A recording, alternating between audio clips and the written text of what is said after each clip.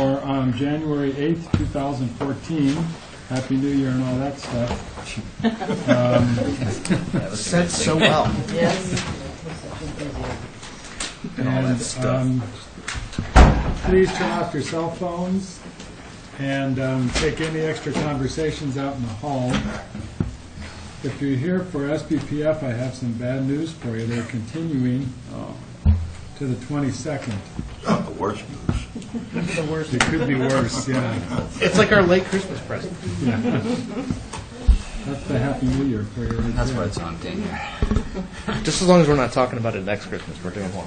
Okay, so we'll go to public meeting, public comment. Anything from the public on items that aren't before us tonight? Doesn't look like it, so we'll go to the public hearing notices of intent. And let's see, continuances, Farrell Trustees at 77 Eagle Point Road is continued to the 22nd, and SBPF to the 22nd. And just as a reminder, for those who are here, the other SBPF filing for the Rockford Vetman was also continued to the 22nd at the last meeting. Did you? That should be a fun meeting. One more, Mr. Chairman. There's one more? Mr. Chairman, if I could, I'd like to request that number 8, Swains Point, Trust also be continued to the 22nd. Unless I hear an objection, we'll continue that to the 22nd. Good stuff. Okay, thanks, Art.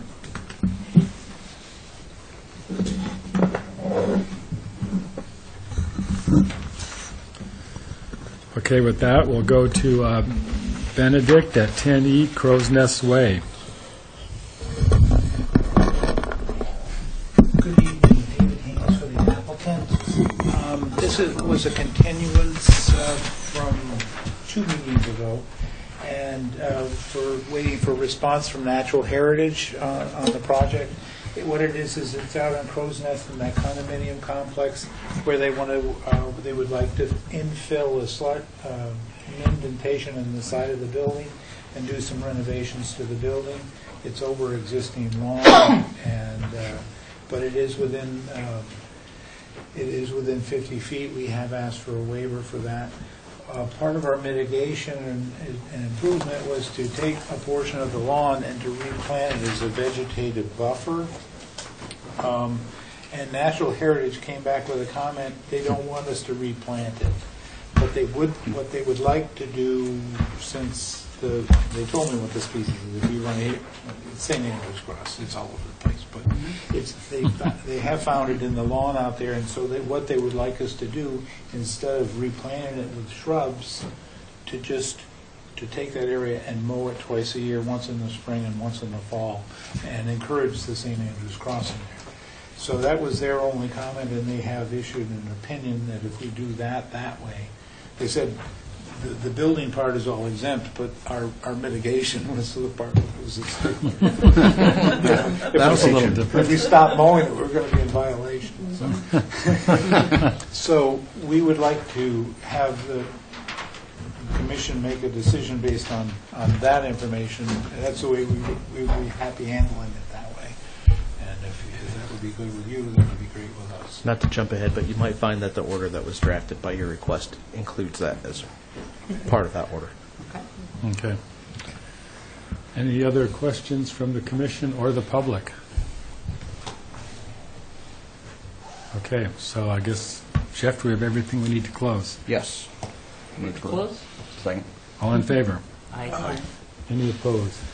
That motion carries unanimously. Thanks, David. Okay, the land bank at 4 Codfish Park Road.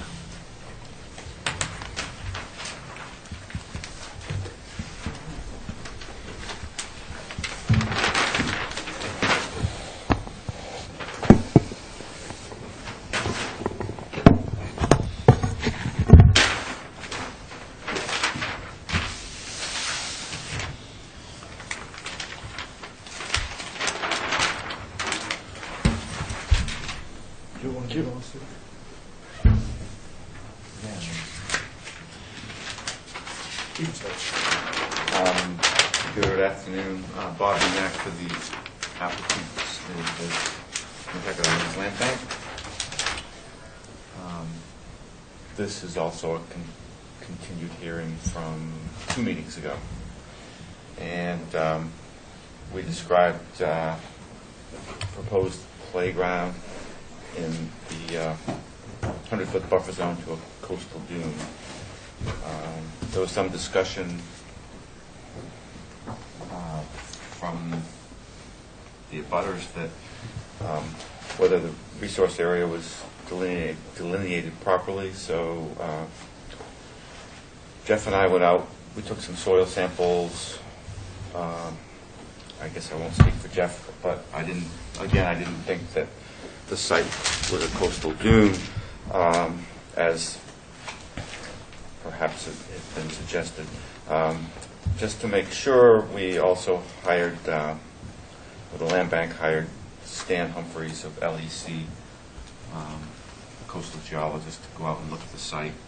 And he submitted a report that I imagine is in the packet. Yes. Basically, it's his opinion as well that it's not a coastal dune. There are dune sediments lying beneath the surface, so at one time this area could have been dune, but at this particular point in time it doesn't seem to be functioning as a dune, and there's probably 12 to 36 inches of material above those dune deposits. The topography doesn't suggest a dune either. It's pretty flat. There's no dune type topography. So, given that, we're sticking with the delineation that we started with.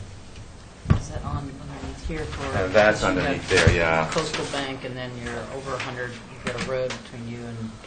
Yeah, Cottage Park. the real dune field is on the other side of the road. Mm-hmm. There is some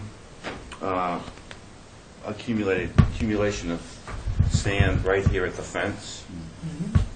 So that's where I put the delineation for the dune, is on our side of the road. So then the 25-foot buffer right here, and then the 50 and the 100 come from there.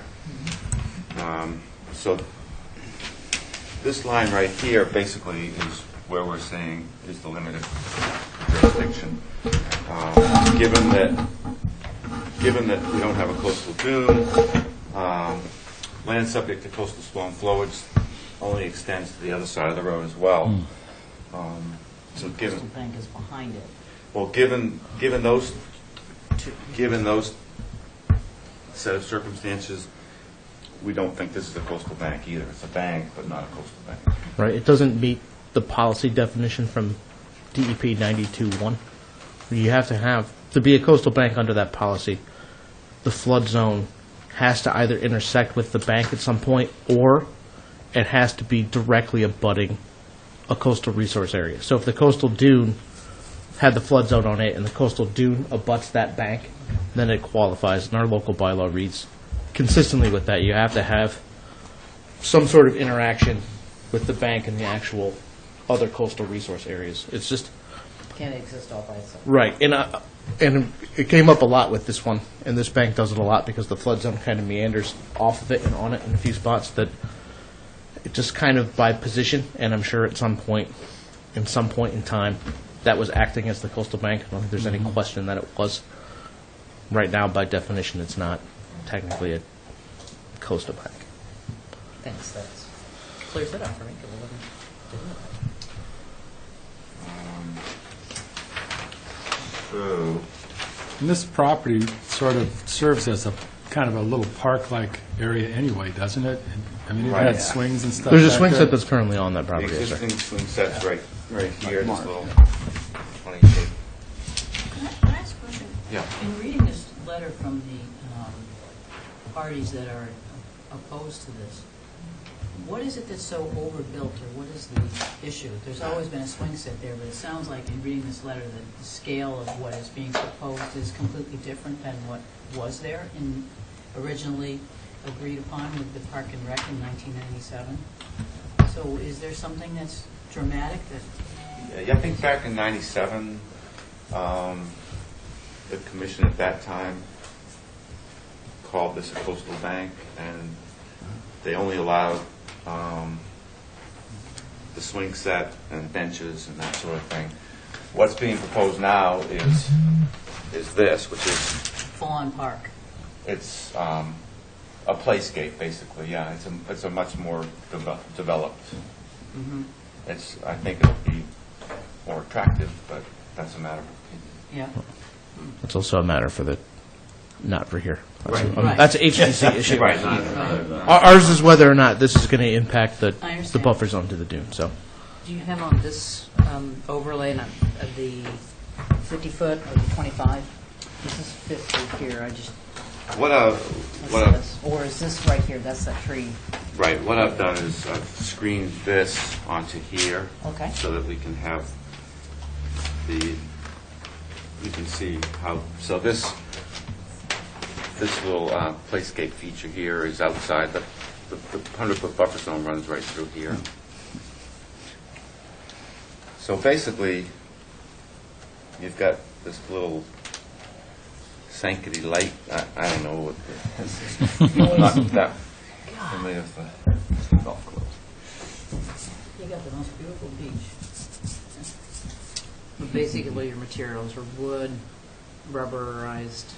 Wood, yeah, it's a what they call an engineered wood surface for landing, so that it's a safety thing. It's a pervious material. It is pervious, that was one of my questions for them. The impervious is the walkways. This walkway is crushed stone, a stone base. Not crushed, compacted stone base, more like a gravel type of. And But that's still pervious. then the ones that run in throughout the playscape, they have a rubber, recycled rubber tile surface, so that it's handicap accessible.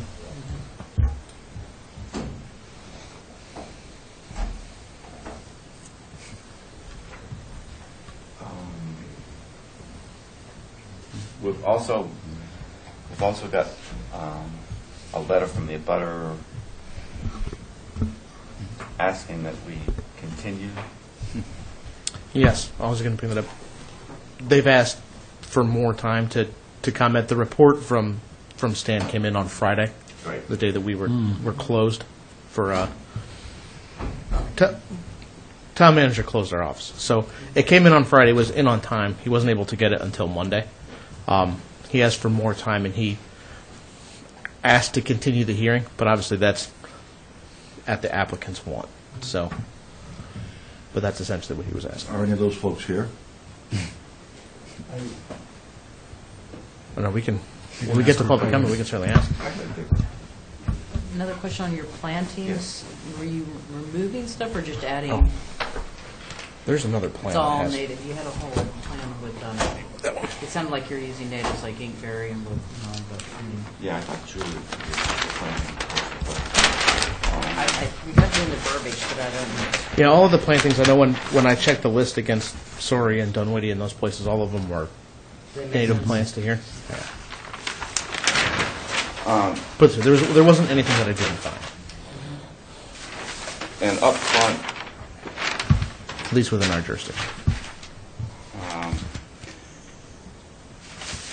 there will be some of the brush will be cut back, because obviously the edge of brush is here, and there's got a few structures proposed, really just in here.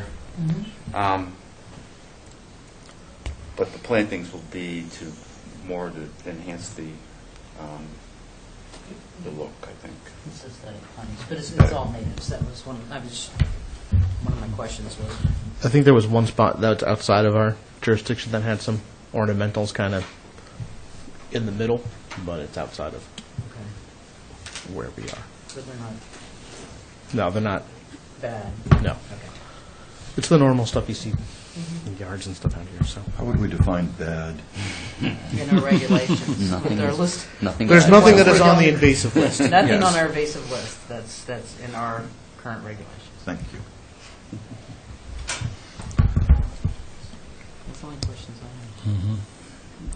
Anything from the public on the land bank at Codfish Park? Doesn't look like it. Well, I didn't understand if the person wasn't able to see it until I Monday. think it'd be downright dilatory to continue this thing with people not even bothering to be here and without really having a reason why. I think it's clear to all of us that this is a little neighborhood tiff going on, and there's zero resource impact here.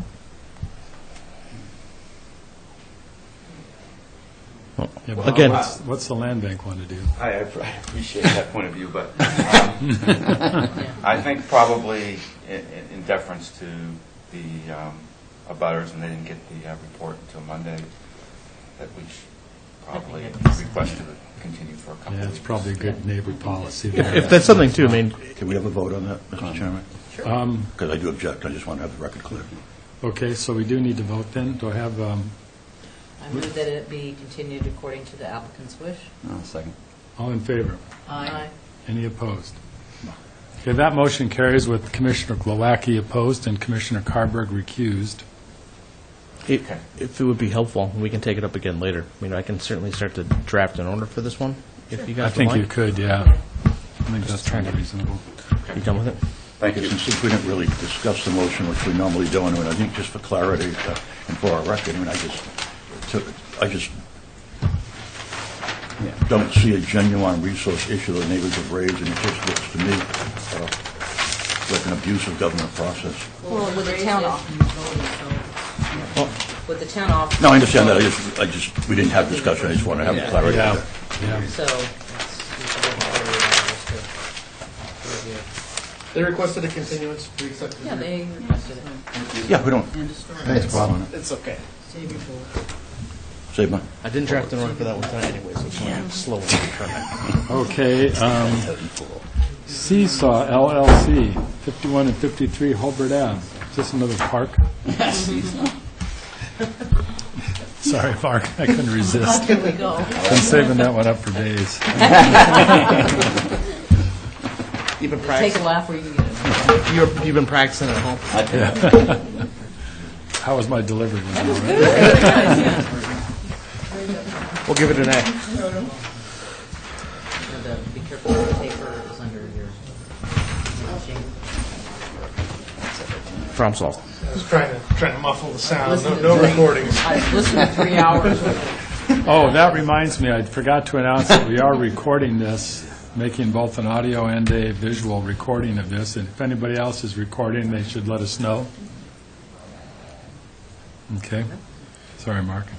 Good evening, Mark Ritz from Site Design Engineering, representing Seesaw LLC at 51 and 53 Hulbert.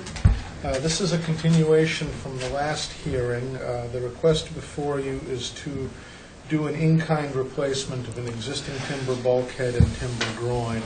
Basically, pull out the old ones, vibrate in new elements. It's an old structure that's starting to go. We discussed this at the last meeting. The only item I believe that we were waiting on was a response from Heritage, because a portion of the property is within habitat. We received that yesterday, and their opinion was that it was not a take under both NHESB and wetland regs. So happy to entertain any questions. Anything from the commission? Anything from the public on Seesaw? Okay, so Jeff, do we have everything we need to close the hearing now? Yes, sir. Do we have the motion? Second? All in favor? Aye. Any opposed? That motion carries unanimously. Thank you. Okay, coffee at 24 Long Pond Drive. Sorry, I forgot about this one, Mr. Chairman. This one, we heard it last time, and we're still waiting for the file number. They had a, Okay. well, it's not DEP's fault. There's an issue with some heritage mapping. It's one of those spots where if you go along Long Pond, the line is straight, and it makes a little box on this lot specifically for some reason. And so they had to send it into natural heritage, so it just got sent into natural heritage. So we're still, Okay, so we're Waiting just going to for continue that. this one? yeah, let's put it to the 22nd. Okay. 10 Easy Street Nominee Trust at 6 and 10 Easy Street.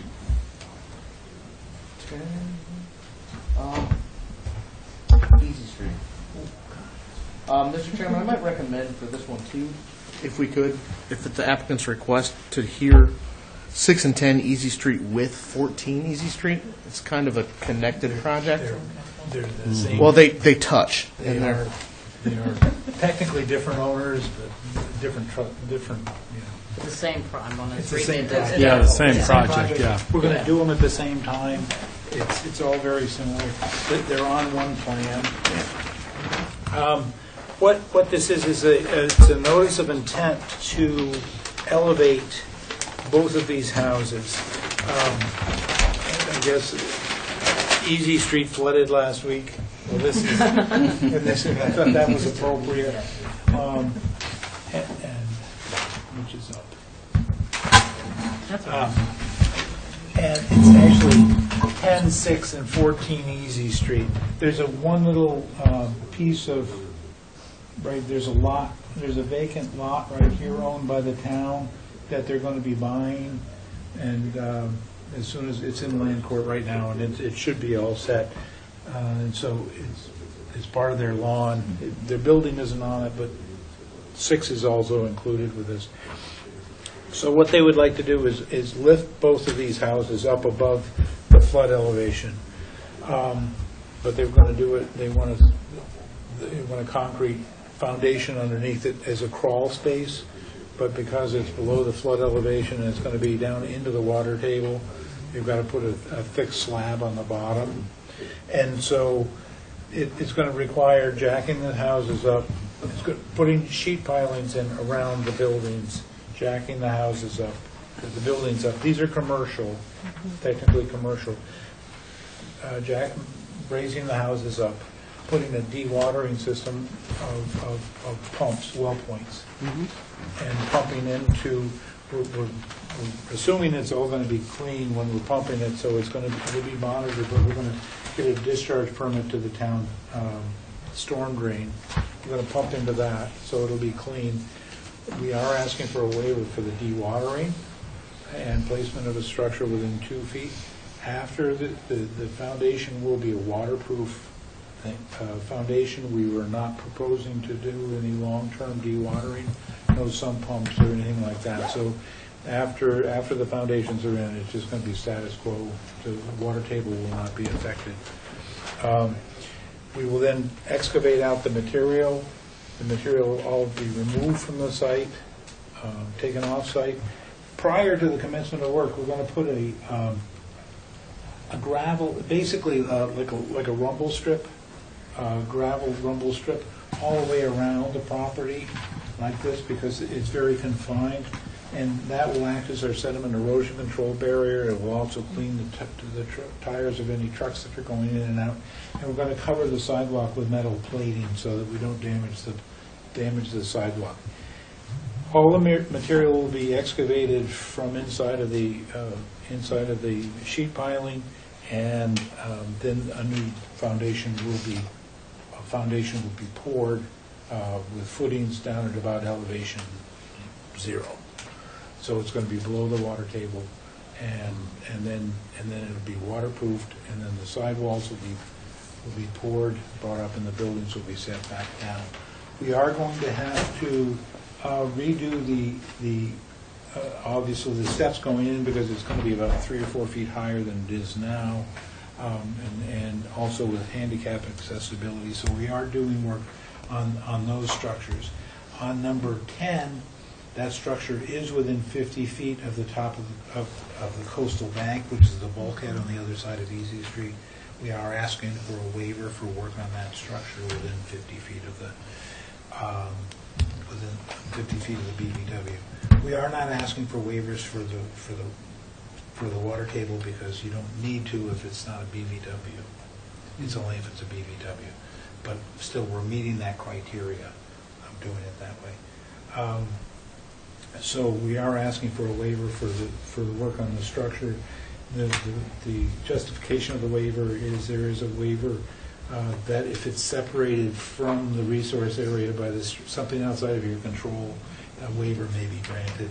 There also is no other reasonable alternative, and it will not impact. So that's basically it in a nutshell. If you have any questions, concerns, I had one good comment. I'm really glad that you're using well points to reduce the sediment load. Yeah. And I think that should really, I highlighted in both sides. If for some reason that you do have a lot of sediment or the well points don't work, do you have a backup plan, like a sock or some kind of dewatering? a sock, all the catch basins we're going to be. That's the term, but They all have silt socks in them.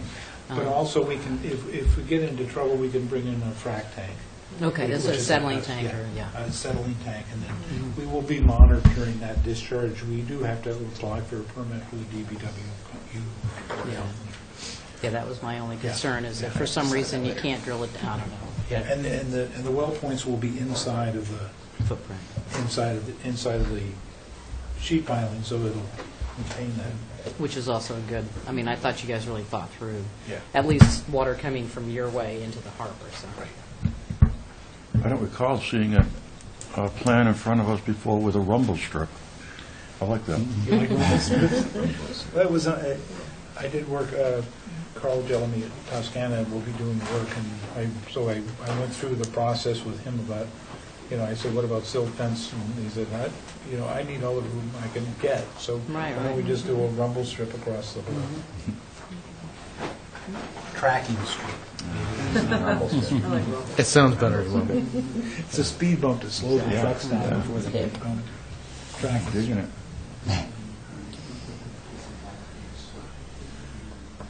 And where are you going to store stuff? Do you have a storage as far as there's no room on the site to store stuff? Right. All the material will be leaving the site, and then clean fill will be brought in to do the backfilling around the foundation. So it's all fill in there anyway. Oh, yeah. Dig for mussels while we're at it. Okay, if there's nothing else from the commission, anything from the public on the work on Easy Street? Okay. So, We got DEP numbers. Oh, yeah. that number. So Jeff, do we have everything we need to close the hearings? Yes, sir. We close? Second. All in favor? Aye. Any opposed? Okay, that motion carries, and that's for both 6 and 6 and 10 and 14 Easy Street. Thank you very much.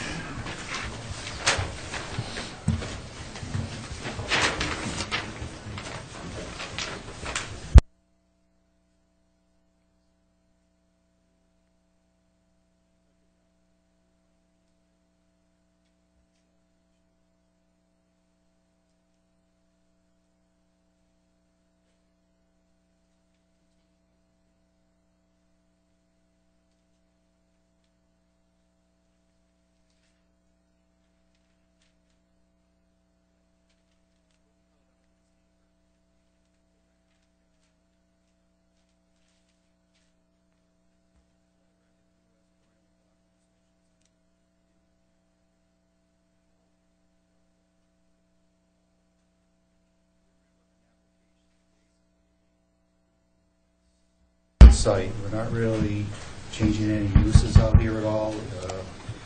What we're doing to start off with would be to redo courts 6 and 7. Same material, hot true, it's hot true right now. Oh, okay. They're just going to be reconstructed in place. We're not moving the fence.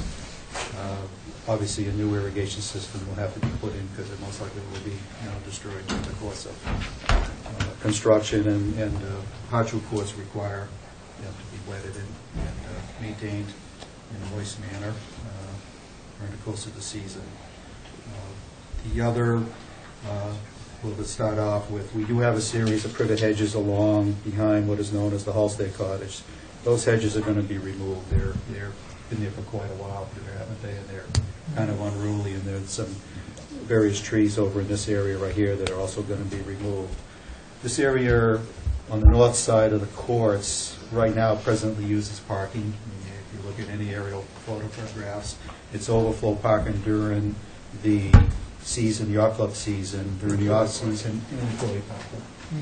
And It's also used to store boats if they have overflow area during the off-season as well. What we're going to be doing in here, there's this material called bod pave, and here's a cross-section detail of it, and we do have another color cross-section that you can see what it's like. And what it is, it's a very stable material. In other words, instead of driving on the grass is what they do right now, we looked at different materials for the site itself, and Yeah, I've seen this. we have what is known as a root zone material that's going to go on top of it. It's basically, well, golf course greens are usually 80% sand, 20% peat moss. Here we're going to use a 60% sand, 40% peat moss material, or loam. It depends on what the landscaper wants to use, but the specifications allow each, so it's draining and it's not, holding water. But it's also being sheeted towards a new catch basin that we're putting in over in here. We've looked at different photographs and talked to different people who've used it in the past, and they really like the material. Again, it's a seasonal use, but if you stop parking on the grass, you're going to get a lot of indentations, and it's not going to be stable. And as you can see, it's designed for wheel loads. And we decided to use grass as opposed to putting gravel on the top, only because of the aesthetics aspect of it. Are you going to replace anything where the privet hedge was, or will just remove the buffer? Remove the privet altogether. So, And what will be in place of that, more of that surface? right. If you look on the plan, the honeycombed area is where the bod pave is going. If I may add, one of the main reasons, with Halstead being a residence, there's actually windows for a second means of egress on this side, and the privet have actually grown, so even a firefighter couldn't get around the building, so pulling that back helps that in this area. We had talked about relocating at one point in time and earlier options about moving the hedge over, and it was the egress issue that we had brought up, that it really wasn't safe. The other thing is an existing shed over here that's being relocated to this location. I believe you have HDC approval. That's right. Already in the notice of intent. Building department has looked at it. They required that a pile design be done, because we are in a flood zone. Even though there isn't a base flood elevation, it still could flood to at least a foot.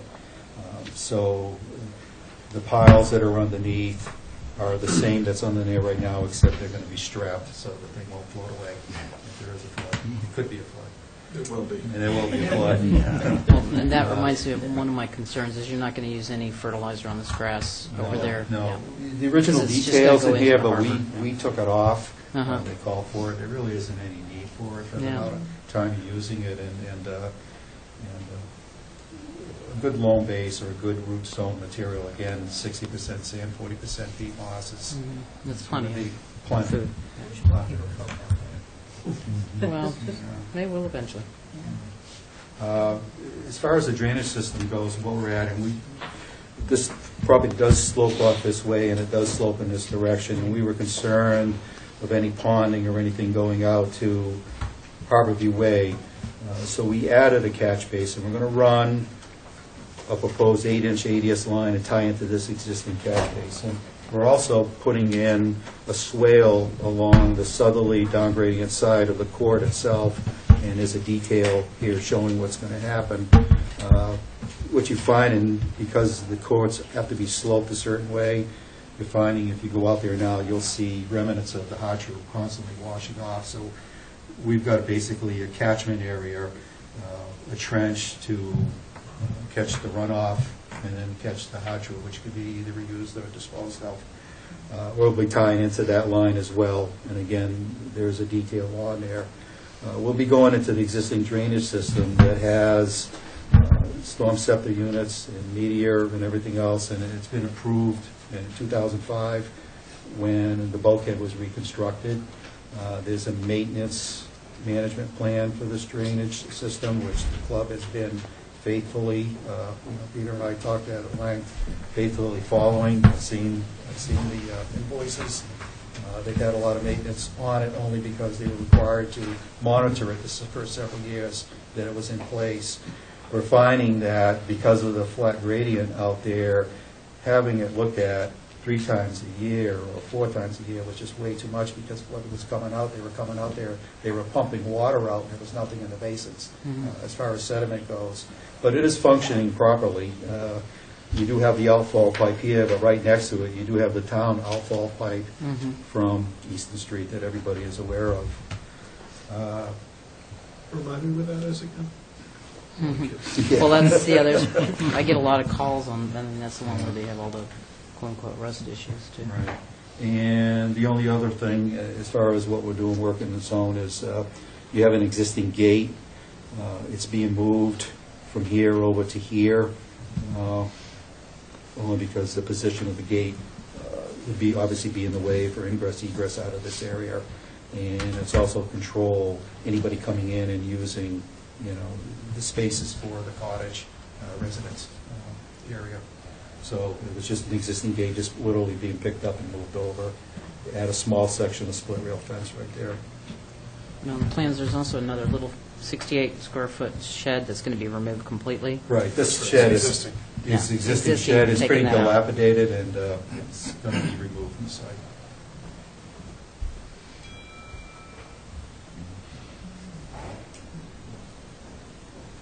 And I think that's it. I don't have any more to add to it. I'd be happy to answer any questions the commission may have. Just as a re-clarification, it's court 7 and 8, not 7 9 and and 6. And 5 and 6 is over here. And it's the same material that's there, right? It's a hard truth, yes. Anything from the commission? I say it's about time. Anything from the public on the yacht club? Don't see anything. Okay. So Jeff, do we have everything we need to close the hearing? Yes, sir. Move close. Second? All in favor? Aye. Any opposed? That motion carries unanimously. Thank you. Sure. Thank you. Okay, La Bombard, 62 West Chester Street. Is anyone here for this one? Did we start this? No, this is a new one. It's a knotweed removal project, but When you said, is everyone here? I was wondering. no, if there's no one here, we're waiting for a stamped plan for this one. We have a draft plan. They somehow got a file number without a stamped plan. Not really sure how that happened, but I'm trying to resolve that. I just know that the property owner I've spoken to is not on island, so I'll try to catch up with Ms. Lombard tomorrow. But So we'll continue. we'll just continue. Okay, so unless I hear an objection, we'll continue this to the 22nd.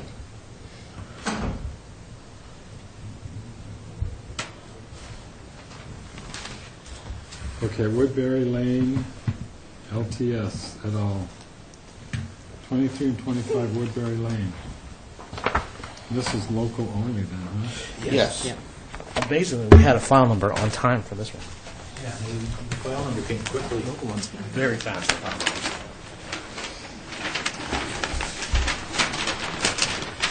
This is David Haynes again for the applicant. This is a notice of intent. It's 3 lots together, the 3 property owners together have, there's a vegetated area in the rear of the property with an isolated wetland in the middle of it. And they would like to jointly go in and try to manage the invasive species in there. It's Tartarian honeysuckle, multifloral rose, bittersweet, porcelain berry, and Japanese honeysuckle vines. And there's probably 10 to 20% of the vegetation in there is invasive, and it's choking out the other vegetation. So we'd like to come in, they'd like to come in and do something about it. The resource areas are an isolated wetland in the 100-foot buffer zone. The way they would like to do it is to go in and physically cut the multiflora rose and the Tartarian honeysuckle and immediately paint them with glyphosate at 25% solution, and take the plant material out. Want to do it when the sap is running, but before the seeds are set. Remove the plants, chip them, take them and put them in the digester at the landfill. The same thing with the vines that are out there, the bittersweet, porcelain berry, and Japanese honeysuckle, but we may not remove the vines, we may just leave them in the, if it's going to be too disruptive to pull them out of the trees, we'll just leave them in there. But we will cut it off at the base, and we will paint the stems with the glyphosate. We'll come back in 3 weeks, and then later in the season, and then the following 2 growing seasons to see if there's been regeneration. If there has, then we would like to retreat it. Where the shrubs are removed, if they're large areas and they need to be filled up, we are proposing to replant those areas. We're back with 18 to 36 inch shrubs of swamp azalea, winterberry holly, and high bush blueberry, and put those in at 6 feet on center in a naturalistic setting, and then seed any disturbed soils, which would just be because the shrubs are removed and there's nothing underneath, with New England wetland seed mix. And then we would monitor this for the 3 years and make adjustments as necessary. Again, no disturbance of soil is proposed, just to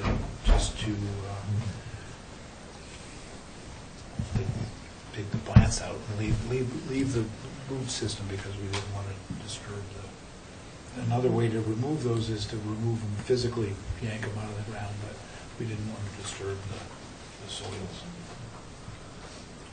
And that's basically it. If you have any questions, I would be happy to answer.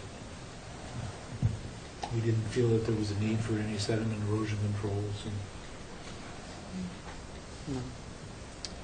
I just wondered if you ever seen anything, or if anybody has seen anything on using, what is it called? Renovate, the wetland-approved version of triclopyr. Yeah. That you could do a spring, it's early season treatment too, if you were. We've actually granted approval for that for use before on a couple projects. The one that comes to mind specifically was the land banks project along Myacomet Right, Pond. I think they were brush, leaf Yep, application. and then the not other stem. one was out at Squam Farm, included And I actually triclopyr as well. Okay. On Woodbury Lane for Japanese knotweed. Yeah. Is what I recommended. Yeah, so I think That's certainly something, if we want to provide the flexibility to them in the order, we could certainly include it as an option. I've used the other, other versions outside of wetland buffers, with the cut and paint woody stems, and it's really effective on Is it? honeysuckle. Yeah. Okay, But I it's mean, rated for we're happy to. wetlands? The stuff I use isn't, but I'm way up in the uplands. Yeah, there's a Renovate 3 is the aquatic-based triclopyr. It's the one that's approved for use in aquatic situations. I've heard good things about it. I mean, we have recommended it for the knotweed. I think at Bruce's recommendation, he thought it was excellent. We put in there glyphosate or approved equivalent, so we're happy. Well, you can certainly condition it however you like. So if you want to give them the option, We can do it earlier in the year with it. Yeah, you can do it in the spring with the others, or early season. So you don't run the risk of seed setting. Correct, yeah, you kind of cut off. Okay, any other questions? Anything from the public? Okay, let's see, where are we here? Jeff, do we have everything we need to close this one? Yes. Do you have a motion to close? Second? All in favor? Aye. Any opposed? That motion carries unanimously. Thank you very Thank much. you. Okay, 5 Crow's Nest Nominee Trust at 5 Crow's Nest Way. So we don't have a file number on this one. Did it come in? Unless it's come in the last hour? No. But just for the record, this is one that we did do a field viewing at this week. Did you get a file number for this one? No. I can only beg for so many. For the applicant, Gasparo, Blackwell Associates, we're before you tonight. Notice of intent application for work on an existing single-family dwelling. property is located out in Wauwinet, on Crow's Nest Way. The frontage, we're on the east side of the road with frontage on the ocean. The work that is proposed all is related to the existing structure. The resource area on site is a coastal dune, shown as delineated in blue. As you can see, much of the structure is currently within the dune area. The work involves renovating the existing structure, making some interior changes, adding a dormer, and then to make some exterior changes related to the decks and adding some decks around the house. There's currently lawn around the front of the house, and then there is a disturbed area that then leads essentially to the existing decks and the patio with beach grass located around them. We're proposing to do all of this work with hand labor, wheelbarrows, digging in piers. The proposal would be to install a new deck that would be larger than what's there right now, but it would connect all the different little pieces. And so I think that the easiest way to try to explain the work is with the detail that we've shown in the corner. And essentially, the proposed deck is shown as the stippled area, with the lighter area showing the deck that's existing. Much of it is a reconfiguration of this deck, and then there's a boardwalk at grade that would essentially elevate that so that then the sand could migrate under and take the boardwalk off a grade here. There's an existing patio that would be removed, and then a new deck built out above that. This area of this deck right here that's proposed is really the only area that is out above what's currently beach grass, and the rest of it is, the work is within really disturbed areas, either lawn or current deck or structure. We would reduce the size of the deck on the other side here, and then increase the size over in here. And then there's a porch proposed on the house right in here. I've included architectural drawings with the application. I don't know how much you might want to or not want to get into those with relation to trying to understand exactly what's being proposed. It's really all trying to keep the work immediately adjacent to the structure that's there, and it's just some changes that the owners were hoping to upgrade their home. We have requested a waiver on the basis of no adverse impact and no reasonable alternative location for the work. Again, it is within, much of the work is within the dune resource area. We would replant any areas that were disturbed with American beach grass, and essentially let the dune again come back in all around the deck that's there and that's proposed. With that, I'd be happy to try to address questions and concerns that you may have. Anything from the commission? Is that one over the stone, is that elevated, or is that? Yeah, so that would be elevated up to the same elevation of this that's here, as opposed to, I think that might be shown best on the architectural drawings. So even though it sticks out a little bit, that was our only That's one concern on the that's walkway. the concern deck, Yeah. yeah. Yeah, right. That this piece here is Yeah. out over beach grass. So is it, But I wanted to, But it is up over it. it's up over it, but there'd be two piers that got put in, exactly, clear space under and clear space under it. And I'll But you're pass, taking out all of that stone? stone. all the granite would be removed, right? And I'll just pass around, but this is the elevated deck that's proposed Yeah, that's pretty good. here, Oh, my. directly from the filing. I just wanted to point out that it is shown as elevated above grade, the deck. This is the porch that would go above the deck that's there. So it's coming out to build a deck like this That little bush in here. there. There wouldn't be any landscaping there, though. No.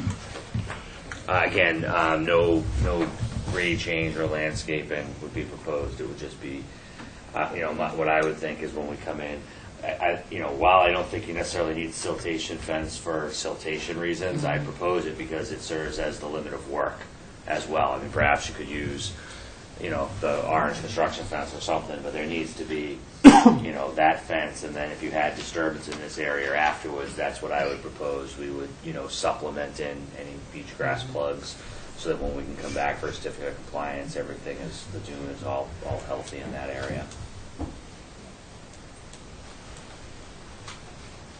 And we will have to request a continuance for the file number, so I don't want to take too much of your time. If there's revised or additional information that you may want, we'd be happy to provide that.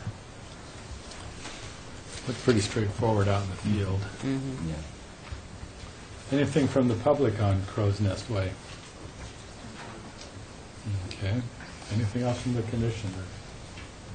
I think, Jeff, you could probably... Sure. Okay, so unless I hear an objection, we'll continue this to, what, the 22nd? Art? Please. Okay. Be a long meeting. Okay, thank you. I'd be willing to bet that agenda would be, we only get one to file for it, so. We only get one to file for it. Oh, Okay, Goldsmith, 86 Pocomo Road.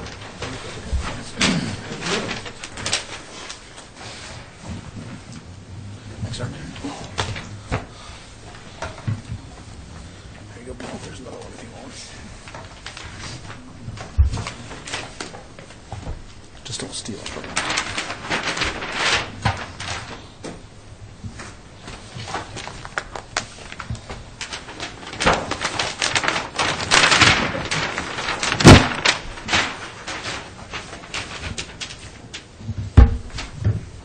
yeah, these we didn't have, right? Well, we didn't have these guys. We had that. Or, I mean, you might have had everything.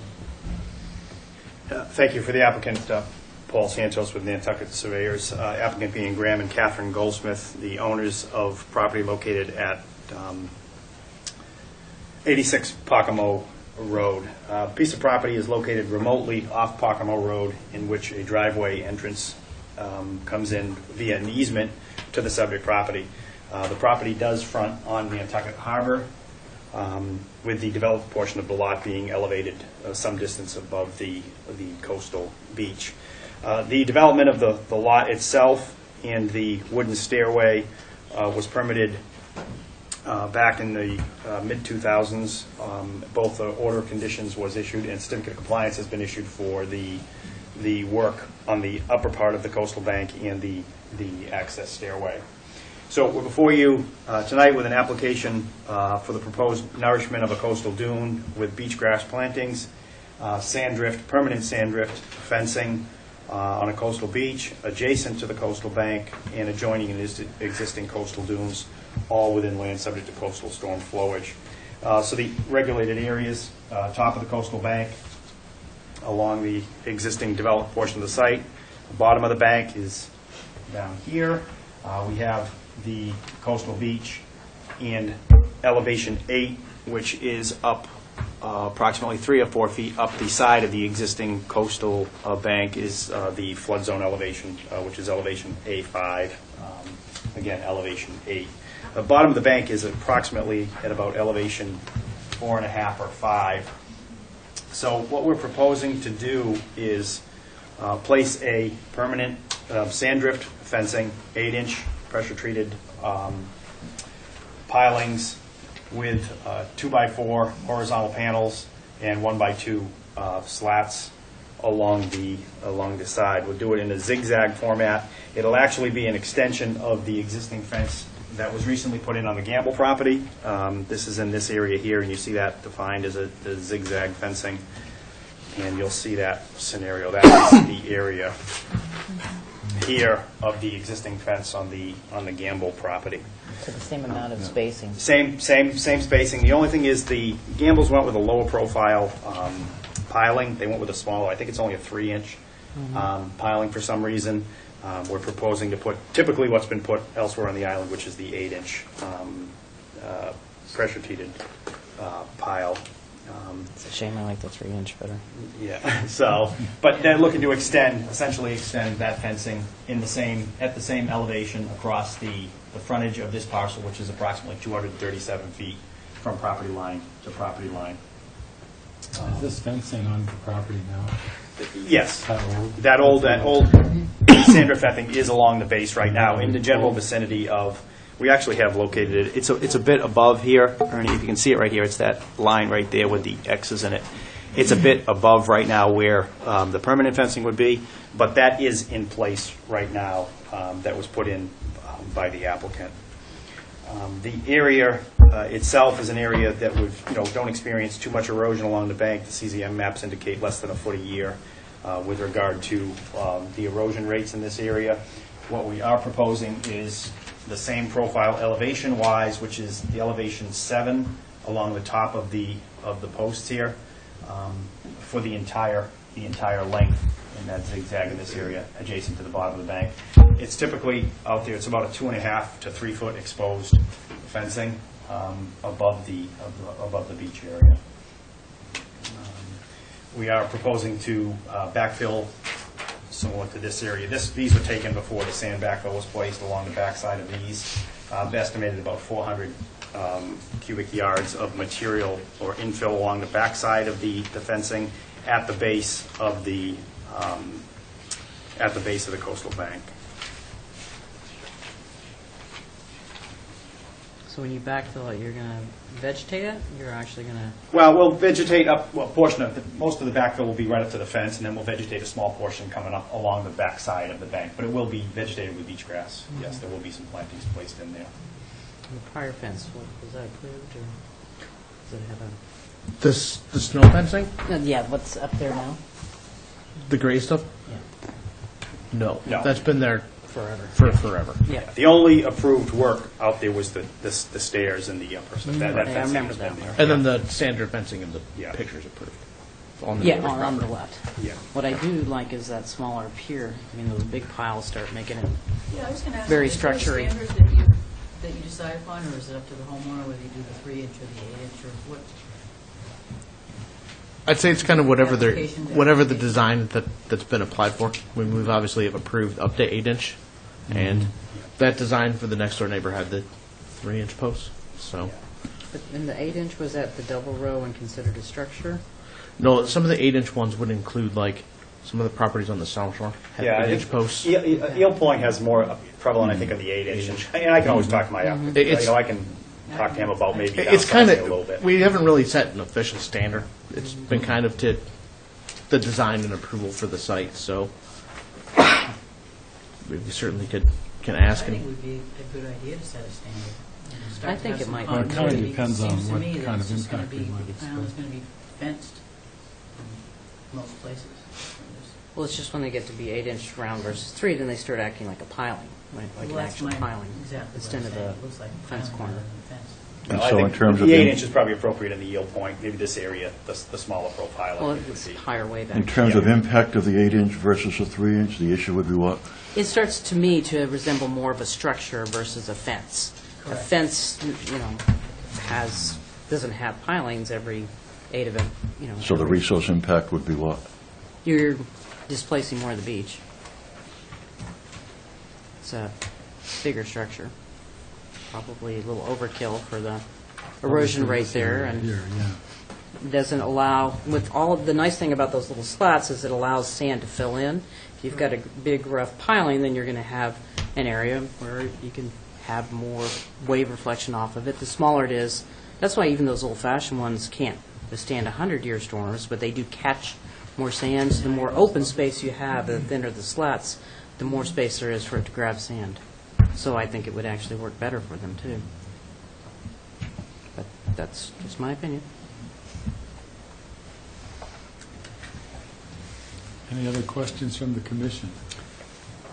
We do have our file number also, and we are outside any maps, National Heritage. Okay. How would you access it to install? End of Pocomo, at the very end, Mhm, with- and then where the you- wind surfaces are, and come in on down that Just end a of it. little bobcat or something like that? It's pretty easy. Anything from the public on Goldsmith on Pocomo Road? Okay, seeing none. So Jeff, do we have everything we need to close the hearing? We do.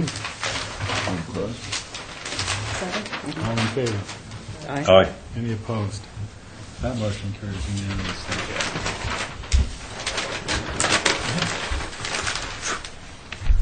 Cruising right along. Okay, Hoffman, 7 and 9 Grant Ave.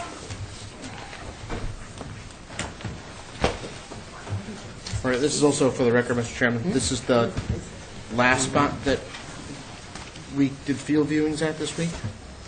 And I'll bring plans. I don't know which one you guys want to use first or in what order. The Great Wall in Nantucket.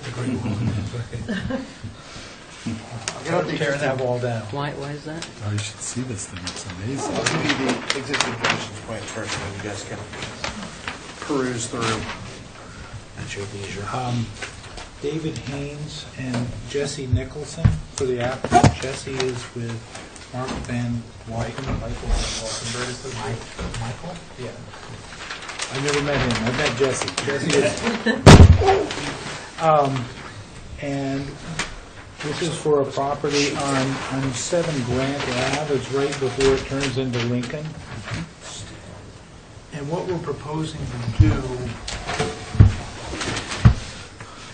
is on the bluff in back of the house. There's the lawn, and there's a bluff going down. Down at the toe of the slope on the adjacent property, there is a retaining wall that intersects the 100-year flood elevation, and it is what would be considered a coastal bank down at the toe of the slope here. Just above that retaining wall, it's a fairly gradual slope down there, and then it picks up a little bit later. Would you like to come in? I'm the abutter right below. Okay. Give you a chance to speak later on. And there is an isolated wetland that's on the slope. It's that red box there. Yeah, right in through here. That's coming out. It's the seep at the. You all know what that bluff is like. It's got a mix of sands and silts, and there's seeps coming out all over it. And there's a wetland that's developed in there. Then up at the top of the slope, there's a double set of retaining walls and this slope is over-steepened because of that. What we're proposing to do is we'd like to stabilize it. One other thing, there's an existing set of steps that goes down to a path, what has been used as a path and is now just a slippery slope in there. The vegetation on here has been maintained by just cutting it down and dropping it so that the views have been maintained. We'd like to go in and remove the retaining wall, try to stabilize that slope with regrading and replanting, remove the invasive species, which there are several varieties, including Tartarian honeysuckle, multiflora rose, bittersweet, I call it nightshade bittersweet, garlic mustard, things like that, and that's probably constitutes 40 to 50% of the density down at the bottom of the slope.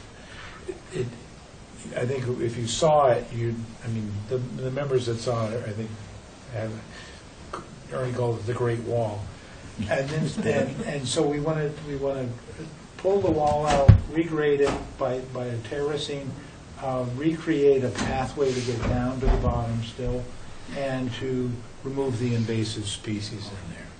The invasive species would be removed similar to how we've proposed it before, and the commission has approved it before, of cutting the woody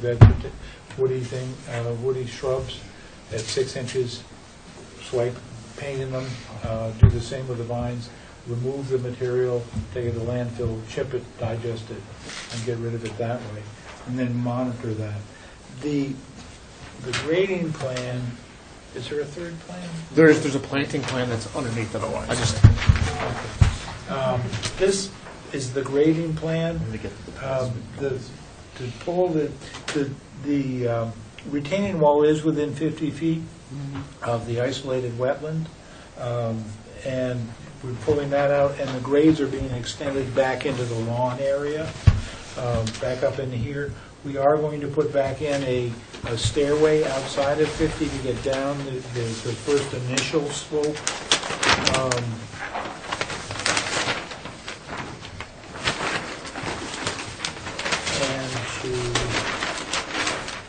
That would be the stairway in this area outside of 50. The 50 is right through here, the 25 is right through here.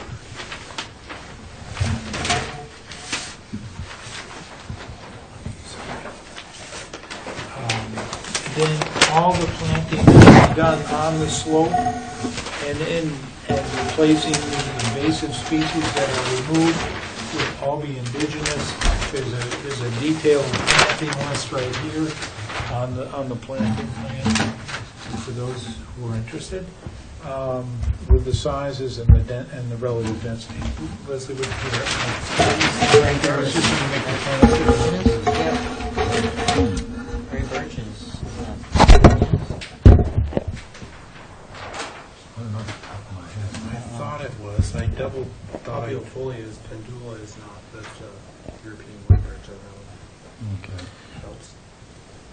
I checked. I don't remember finding any that were on this list that were not in The there. rest of them look good, at least. Yeah, I mean, I We can recognize we can from replace here double down, I check just that don't know one. about that. That's We just can replace that if necessary. I thought I compared it. I didn't catch it in my first look through against our list, so I just don't remember ever seeing it. I was checking. I'm no expert, God knows. I was Yeah. checking it. I thought against Yeah. Peter Dunwoody's. yeah. That is I think neat. it's one that's listed in there as uncommon and sporadic, but not.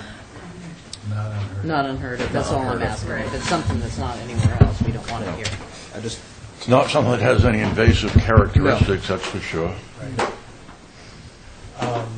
If you would prefer to see something else instead of that, that would be fine.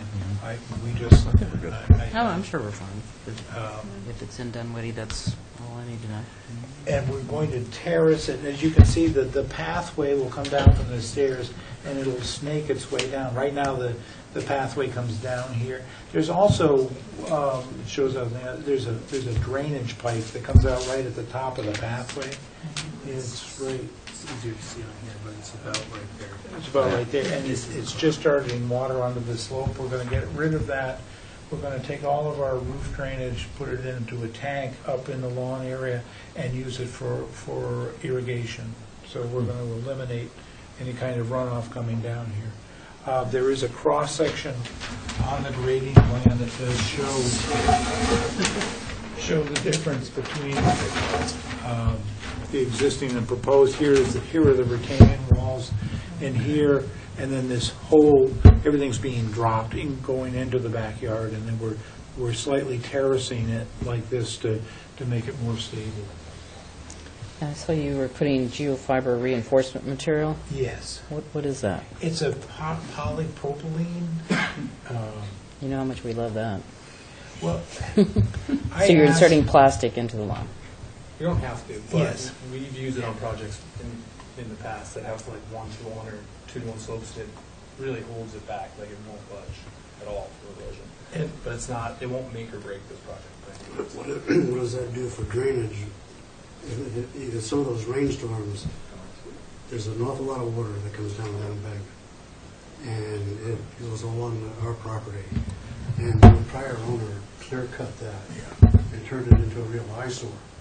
Now, I'm in favor of anything that's going to improve that, the appearance of it, because it looks god-awful right now, because they left all the logs, and to me, the best thing for a coastal area is to leave everything natural, and that gives growth all over the place.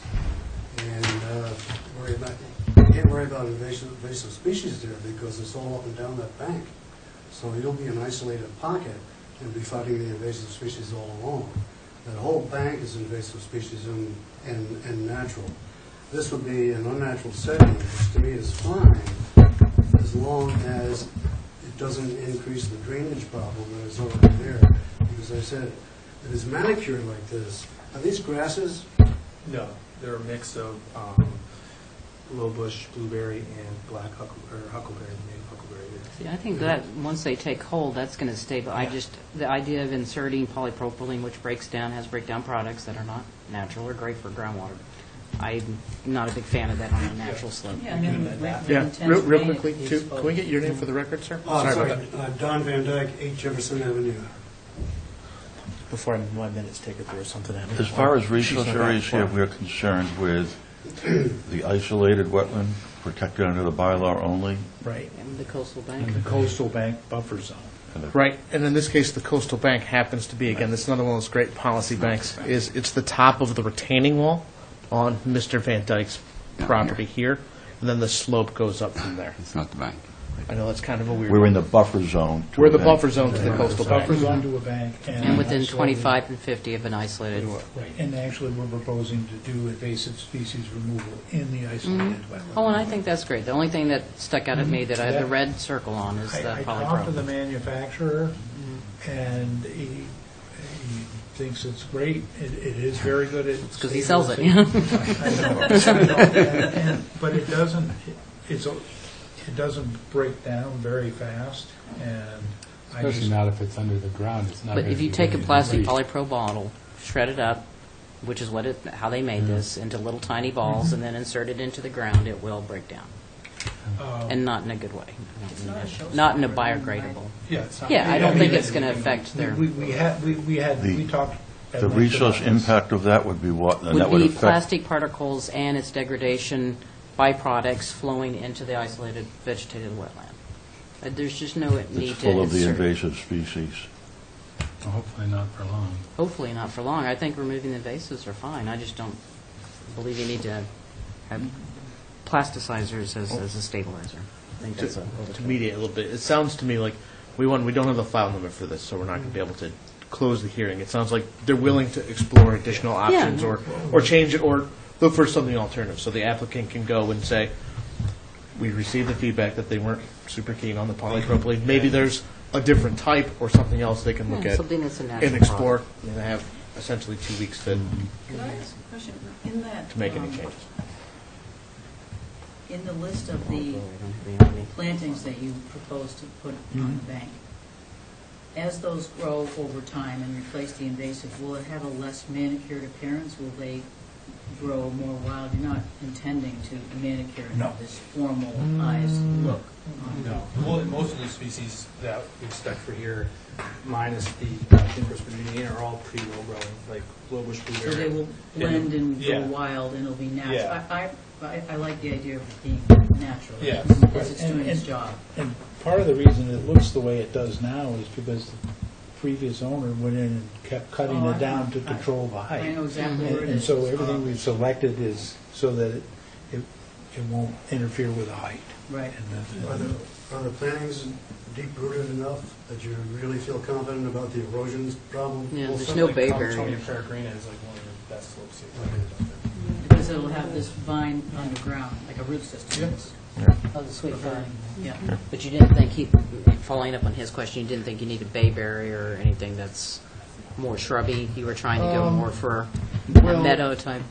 I mean, all this stuff will get, like, this will probably be 2 to 4 feet, and this can get up to 4 feet as well, so it will be more like heathland than anything else. But more like a meadow or heathland, Yeah. it's not going to be a It's not shrub. like an understory shrub type Yeah.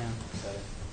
we are replacing the invasives that we're removing in the wetland with shrubs, What was the invasive in particular? The invasives down there there's Norway maple, or A sycamore maple. sycamore maple. Ooh, bad.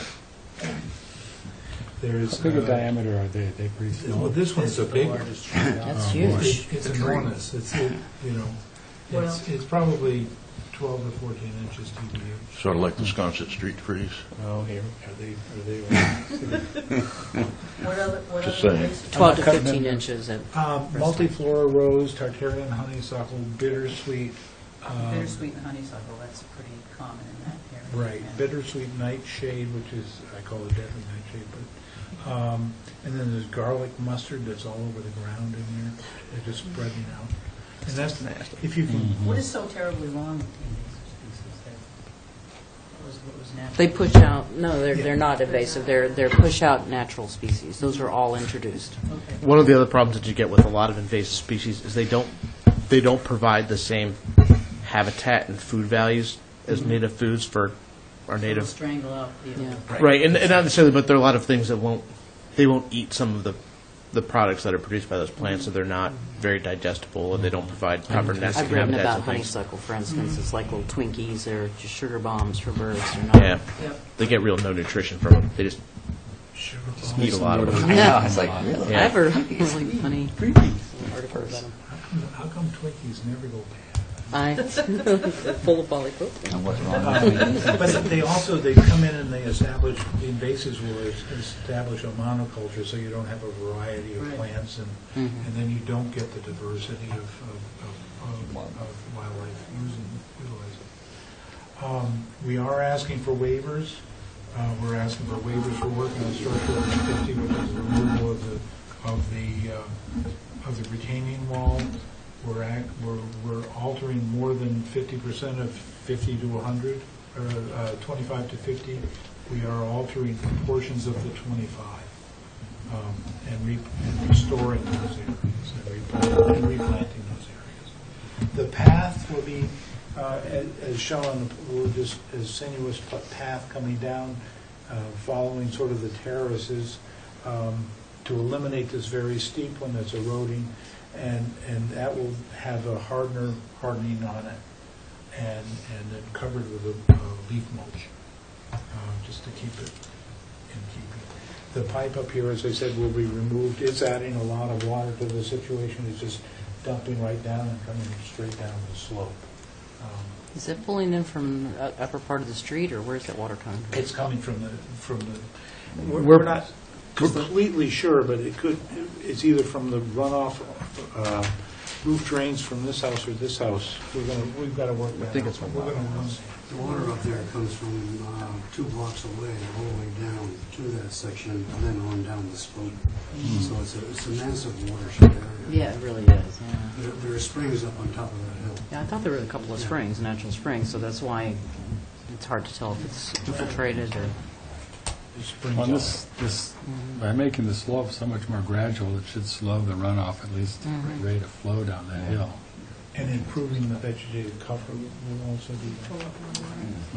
Right now, it's not very well, it's sparsely vegetated. Good root cover and good herbaceous cover. Whereas this is designed to, by the stems and by the stability of the roots, stabilizing the soil.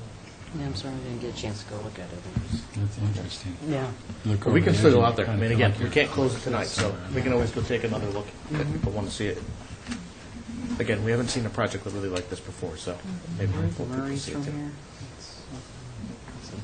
Where's what? Yeah, I was thinking where the Murray's are. When you're coming out to Lincoln Circle, it's to the right. I'm trying to place it into. Cobblestone Hill would be on to this side, so it'd be to the left of the top of Cobblestone. This is the Okay. end of Grant. Okay. There's a road across the street. Oh, thanks. My house on North Beach Street is the last house on the left as you're going towards the Valley Restaurant. And that property is right up behind that house. That's just for reference. Yep. Okay. Is there anything from the public on Hoffman on Grant Ave? Emily? There we go. Thank you, Mr. Chairman. Emily McKinnon with the Nantucket Land Council. I haven't seen the site either, so I'm just sort of trying to picture it from the plans. And I was just wondering if, I don't know how much of an issue this would be when the regrading is taking place, but I didn't see an indication of a silt fence. Oh, it's over here on this one. It's a silt fence with a silt sock Oh, on the okay. uphill side of I it. just didn't see it on the plan. Okay, great. And then I also would just advocate for native species within the 25-foot buffer zone and to allow that area to naturalize with the ongoing invasive zone. The attempt was to do everything native. Everything we're planting on the slope. What kind of hardener are you using for the? I think it's just subsoil. I mean, it's what everybody calls hardening for, on the island. I don't know, there's a special. Clay It's like the whole. Clay and sand mixed in. Yeah, it's like the Ag Pack, which Yeah. is just It's yeah. not nothing chemical, No, okay. nothing manufactured. Okay, so, ready to continue? Yes, please. So we'll continue to the 22nd, waiting for a file number then. Anything else? Any other questions, concerns, or? No, I mean. We can eliminate that If you, If you I want, would, I can I put would an order really together appreciate it. if you guys I want. think we're ready for I mean, I it. did. I'm fine with discuss. everything else, but I that, mean, I was concerned that if it got into the ocean, when the, but, I mean, I'm not going to be around. Well, if it makes everyone feel better too, I actually can see this site from my office. Yeah, yeah. I walk out the front door, so. I should have figured out the environment. Oh, man. There it goes. I listened. Well, thank you. Okay, thanks. Okay, Dolente, 22 North Beach Street. Oh, it's all you tonight. Art's probably sleeping back there. He's just biding his time. Oh, yeah, I'm sure. 1 second. I'll get to it. She's recused again. Yeah, I'm gonna. Okay. Oh, 116 too? Yeah. Oh. It's got a different file number, I think. It's 26. David Haynes for the applicant. Thank you for letting me jump in. Oh, yeah. This is a fairly simple one, I hope. This is a single-family house, and what they would like to do is, there's an existing deck on the house. They'd like to take that off and replace it with a first floor deck again, and a second floor deck, and put a shed in. The resource areas on the site, the rear of the property is a BVW, shrub swamp, Phragmite, a lot of Phragmites all back here. And then there's lawn. It's all land subject to coastal storm flowage. This is North Beach Street. It's all within the flood zone. And all we're asking to do is to build the deck outside of 50 feet from the wetland boundary, and the shed is outside of the buffer zone. We're putting up a silt fence basically at 25, just to allow us a work area. The deck will be on sonotubes or cantilevered off of the house, so there'll be minimal soil disturbance. There'll be no regrading. The shed will be either on sonotubes or on blocks. And there will be no foundation underneath it, and no regrading will be necessary for that. This is to store bicycles, and it's no waivers are required. It's outside of 50, no regrading. Just to make it real clear too, the shed itself is actually outside the 100-foot buffer zone, so it's just in the flood zone. Mhm. Okay, any questions? Anything from the public on Dolente, North Beach Street? Okay, seeing that we're all pretty happy with this, do we have everything we need to close, Jeff? Yep. A motion to close. Move to close?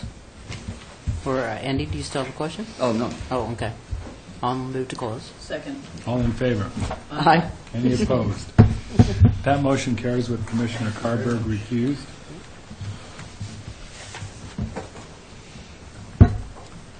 Okay, Fab Act 2 LLC at 15 Loretta Lane. See, we don't have a file number here either. No, we do not. We didn't have Bruce look at any of these. He did look at a couple. I looked at a lot of them because he was away for part of Christmas and all of that fun stuff. It's always the worst setup of the year because we're all running around. I tried to get out there to this one today, and I just couldn't make it. We've seen this one several times. Yeah, it's just, it might have changed from the past weekend. Again, we can't close tonight, we don't have a file number, so we can always go out and vote. Yeah. For the applicant, Gasparo, Black & Associates, along with Arthur Reed, I believe that many of you may remember this project from not too long ago. This is the property located out at the end of Loretta Lane with the octagon kit house where we had previously proposed a steel sheet bulkhead coastal engineering structure. This application is to protect the structure that was constructed prior to 1978. We have submitted 1971 aerial photographs showing the structure in the same configuration as it currently exists in the same location. Further, our alternatives for relocation of this structure on this property are extremely limited due to the septic system and other vegetated wetlands and buffer zones on the property. So we're faced with, as we see it, a pre-1978 structure that is in imminent danger due to erosion that has been happening mostly in the last couple of years, and that we have no reasonable alternative for relocation of the structure on the lot. Where I think the discussion went last time and where we're back in front of you tonight is what is the most reasonable, environmentally acceptable solution to protect a structure that qualifies under the regulations for protection. And we felt that the last application that the best protection would be afforded by the vertical bulkhead, which would have the least impact due to the narrow nature, essentially the very slim width, if you will, of a bulkhead. And so we did a complete alternatives analysis. That was our preferred solution. Well, that ultimately was not approved by the commission, and perhaps in hindsight I maybe should have tried to get more feedback or better judge that position to move to an alternative, but essentially we ended up with the denial of that application. I thought, frankly, that it was something that perhaps we should have fought for. And in that case, instead, the owner doesn't really want to get into that, wants to protect the property, is afraid that something's going to happen to this house in the meantime. So we're back in front of you with essentially what was our second most preferred alternative, as well as the discussion, based on some of the discussion that I thought I had heard from the commission, had to do with refraction off of the bulkhead, the lack of porosity that the steel would have. And so we're here tonight with essentially a 4-foot high sloped rock revetment. We would underlay it with a geotextile fabric so that we don't get the undermining, and then we would hand stack cobbles and stones, rocks, to create this essential 2-to-1 slope to make up, so it's basically 8 feet wide and 4 feet high, to try to protect this the coastal bank from further eroding to then ultimately result in the loss of the structure. In terms of, we also would agree to annual nourishment, annual monitoring. There's very little sediment contribution based upon the height of this bank when you do the volume calculations for essentially what's being contributed here. We really have the functions of both in terms of storm damage protection and sediment contribution. They're really both minimal in this application due to the characteristics of the coastal bank, essentially being so low in height. The volume that you're getting out of that bank is rather small, and then the protection that is afforded to the upland areas is quite limited due to the low height of the bank and the overtopping that can happen there. I still do expect with this application that we would get some overtopping, splash over of this, but ultimately that this would stabilize the bank in an effort to protect the structure, that along with the nourishment on an annual basis would meet the performance standards for the commission. While there may be an effect on the transfer of sediment, there will be no adverse impact due to that effect through the nourishment activities. We have nice direct access, if you will, from the driveway down to the bank on this property. It's a logistically easy place to get to and to do the work. Again, we're dealing with a very short bank. And I would bring to your attention essentially that the surface elevations are around this house, around elevation 7 or so. So that it's quite threatened by both erosion and then overtopping and flooding. We have proposed the project to cover this area as well, because I'm concerned of flooding coming in and then possibly impacting the structure on that end. But that is something that we could discuss. We've left an area here where we could pile additional sand as part of the nourishment. That's part of what would be monitored should there be any flanking that occurred at this area, basically with the not so much of a flanking that's a concern with the nourishment that's ongoing, as that this property is going to continue its natural rate of erosion, and it would give us an area that we could continue to add sand and feather back to meet their property. With that, we'd be happy to try to address questions or concerns. We will be continuing the application on the basis of the file number, so I don't want to take up a whole lot of your time tonight. I just would like to get some feedback if there are specific questions or specific, concerns that are out there. We'd like to try to start to address them and then follow up at the next meeting. Okay, questions from the commission? I have a quick question. Are you planning to keep the whole thing 4 feet, or are you just going to go with grade? I mean, obviously, a lot of this property is... It varies. What I was thinking is that we would hold the higher elevation and hold it level, and then you would just do some slight filling in the back. And again, it's to try to get a level of protection, because if I drop this down to the lower elevation and then we get the storm surge and it just comes and overtops our structure, then we're going to be faced with additional maintenance and erosion concerns. So what I've done is to show here on the diagram in elevation 8, as you can see just off the property, you're at 8.8. Yeah, down in here, you're at 6. And so you would just fill that on the backside. The pictures, and I do remember the site, but it's undulating. It seems to be pretty flat when you start getting into all this, debris. Back in this area. Yeah, that's down around 6. Yeah. So we'd have some protection to that by being about 2 feet higher with the way we stack the stone. We could be open to some discussion on it. What would be most important in my mind is that in front of the house, at least, that the 8 is held. Yeah, I would just think that... Where's all this debris from? Is that what's been washed up? What happens, of course, is all the snow fence. When most of what you see there is snow fencing. And over the years, there's been an incredible amount of activity, and that's all from following the storm last March that you're looking at. Yep. As you move along Quackamo Point to the north, if you will, there's been, some of the projects that you've just seen even tonight and extensions of those nice drift fences that are there now that aren't going anywhere are replacing what people have been trying for years in the zigzag. So this is flotsam jetsam.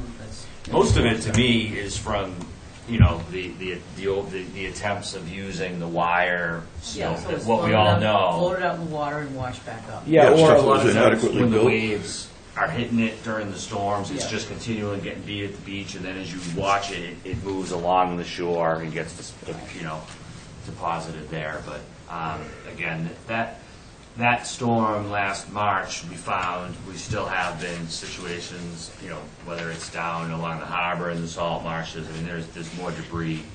Pulling mill, there was a lot of debris that came over go-to, everything. Nantucket. But, again, that gets part into why we're here with this type of an application. And not why I'm trying to propose in this. I think we need to have just at least a brief discussion on alternatives and consideration of, for example, a double-wrapped coir fabric tube in this location. And, my concern there is that the house is so close, it's just a single tube. I don't want to go excavating into the bank. And that what happens if that just gets all deflated, all the sand gets sucked out of it, and then you still have a continuous Have you storm. seen the new ones that Rebecca Haney presented at the last 2 CMPs, which are all core, no sand? I have Those are seen, more stable. I have seen what's considered a coir fiber log, Right. No. and typically a smaller diameter. She had a great one that really stood up well up on Sandwich area that she's presented, that was vegetated and nourished and just... Yeah, but see, I don't think Held that would well. work here because you're not going to maintain vegetation on this bank at this height. It's so small, it gets so completely flooded that I don't think this is a spot that. And then it gets back to, well, if we use a solid tube, part of our coir sand-filled tube concept has been to try to release sand closer to a natural rate than when we're putting in this nourishment and it's just becoming slurry. But my fear again on something like I don't think that those solid coir tube here I think would just be providing again resistance to wave energy until it fails. And in that case, it's going to fail because it's fiber, and we're going to start having more difficulty with it. To me, again, in a situation with a pre-78 house, needing protection, I feel that a more robust solution at this site, not for every site, but with such a short bank and being so close, and that's why I came in with, honestly, before the other application, is just that I think that there's not a lot of room for trial and error on this situation. Some of the other ones that have been permitted are based on this long-term monitoring and seeing what we can do. In this case that meets the regs, I think an appropriate coastal engineering structure that the way we meet the regs is with the nourishment on the basis it's a sustainable volume because the volume is so low. I had two quick questions or minor concerns, I guess. One is where this ends right now, it ends straight on your lot line. Yep. And so if there were going to be impacts, they would occur on the abutters on the Sanders property. Yeah. So that was, I understand how close you are, and I understand the age of that, and this is truly a non-improved home that's pre-78. My other question or concern would be the geotextile fabric that underlays this mixed cobble and rock. Yeah. I understand why they do it for stability, but my concern with that is when a wave hits that, then it's going to slough straight out mid-toe. I can't quite reach, but... You could go on this one. Oh, yeah. So here comes a wave, hits that geotextile fabric, which doesn't tend to be as porous as the rocks themselves. If you put just this assemblage of rocks, nothing underlying, one of my questions, which I guess is a physics question, is when that water hits that, then it ends up getting sloughed off either out there or this way and undermines the beach and kind of can remove this protective tidal flat area while holding these in place. And I don't, it's kind of a question of why did they design it that way, too? Well, To me, because what happens is without it, you get the fine material washes out very quickly along this interface. It's essentially the Army Corps of Engineer Coastal Engineering Design Manual always calls, and I went through a bunch of designs, they always call for a fabric interface between the stone and the naturally occurring material because of the washout that occurs of those fines and then a settling in of the material. Now, I can look to see and be more specific and get you detail on the fabric. I do not know the porosity, if you will. You know what I'm saying? As far as I don't want you to design something that thinking causes that's going to cause more of a failure plane, if you would. Yeah. But I think that, in effect, that water then having an area to move along, and then the whole weight of this structure holds it, it's better than having an area where that water goes and starts washing out. Well, it should infiltrate. If you had a bunch of rocks, back in the day, you just go drag a bunch of rocks there and you pile them up and you make a little revetment. You wouldn't put any geotextile fabric underneath it. And then when a wave comes in, it hits the rocks, it bounces off the rocks, but a lot of it gets absorbed into the beach between the pore spaces of the rocks. So the bigger those pore spaces, the more infiltration you're going to have. That's why I think what we're hearing is that the engineering is that when you look at and we have heard this in other hearings, when you look at the engineering, it's we're going to substitute our opinions or our expertise for, say, the Army Corps of Engineers established standard. And if we want to get other engineering input, then we should go and do that. But I don't think we should simply say we're going to disregard the engineering of this and substitute our own engineering. That seems kind of counterproductive to me.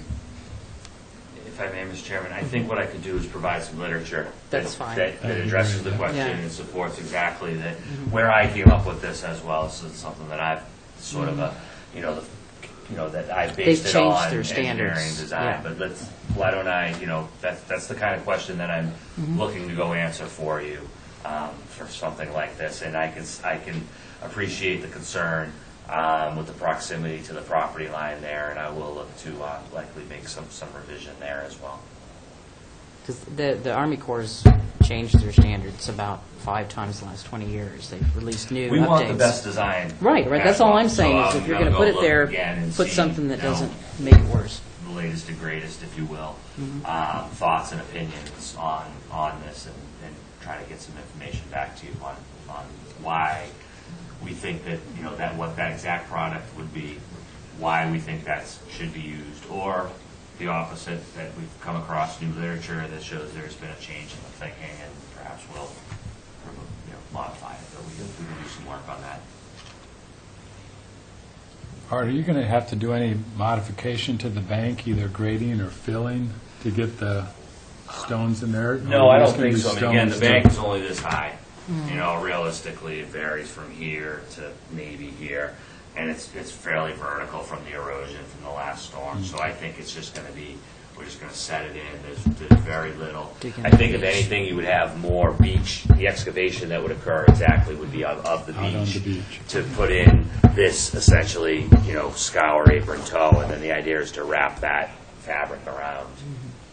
That was all of the cross sections and engineering that I've looked at calls to what I've said with this Yeah, I've seen geotextile is that. that you wrap the toe there like that, to sort of hold it all together, I think. Because it is going to be but again, we're going to come out every year, we can add sand. 2 dump trucks of sand at this location are going to go an awfully long way to, keeping things touched up and nourished. It's not giant volumes of sand that we really need. Even 2 dump trucks is far in excess of what I've calculated for an annual contribution rate. And what will you do with the sand you excavate? It would only be just then, you mean along the beach? Along the We would beach. just use it as nourishment right along, right in just front of the place structure. it- No removal of anything. okay, We want just all place of it back and that's a inside. good, fairly sandy, cobbly material down there. Okay. Any other questions? Anything from the public? Yeah, Emily? Thank you, Mr. Chairman. Ellen McKinnon for the Nantucket Land Council. Just a couple of comments real quick. Understanding that the structure is to protect the pre-78 house, I guess I would just ask the commission to consider the length of it across the entire property. I know Mr. Gasparo just talked about some potential concerns in the future for flooding through this wetland. I'm not really familiar with the site, but from the aerial photos, it looks like at the moment the wetland drains out of the bank on the adjacent property. And I guess there's been discussion before about structures to protect coastal engineering structures to protect houses versus entire properties. So I just would ask you to consider the length of the structure in front of it and whether the entire thing is really necessary to protect the structure. And then the only other comment right now that I would ask the commission to just consider, if you do vote to issue a permit for this project, to really think about maybe some findings that might relate the specific structure to the appropriateness of this location.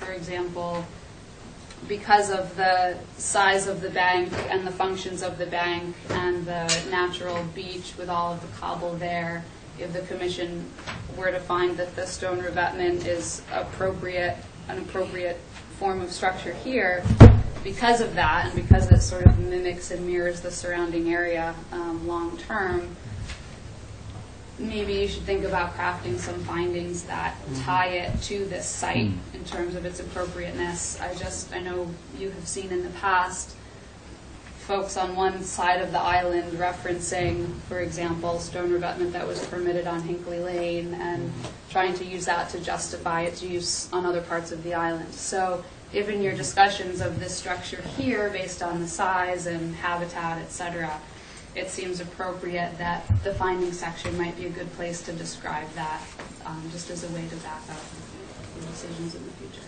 That's all I have right now. Thank you. Thank you. Anything else from the public or the commission? I had one other question. Do you have pictures since last weekend's? No, but I can submit them for the next meeting. Yeah, because you might have a big change in, I had a big change in my bluff, so Yeah. that might help us in our decision, if depending on how much beach you have to work with. You know, and I think Emily makes a good point. This is a very low bluff that doesn't contribute very much, but we need to be really clear of that. Mm-hmm. And it's on a rocky beach. My beach right now is solid rock. There's not any sand. So I think it's a very different habitat. Did you get yourself a room? I know, I need a revetment and some fencing and a bunch of stuff. I lost about 3 feet. And I've got one building that's done. Ready to go. Oh, it's about halfway up on the footing. Okay, well, if there's nothing else, we don't have a final 22nd, if number. we could, Okay, please. so we'll continue this until the next meeting, the 22nd. Thank you. Going to be a fun meeting. Yeah, it's going to be a heck of a night. I know. I'll bring some Okay, so kind of that food. takes us to the amended orders. Schmid Realty Trust at 9 E Street.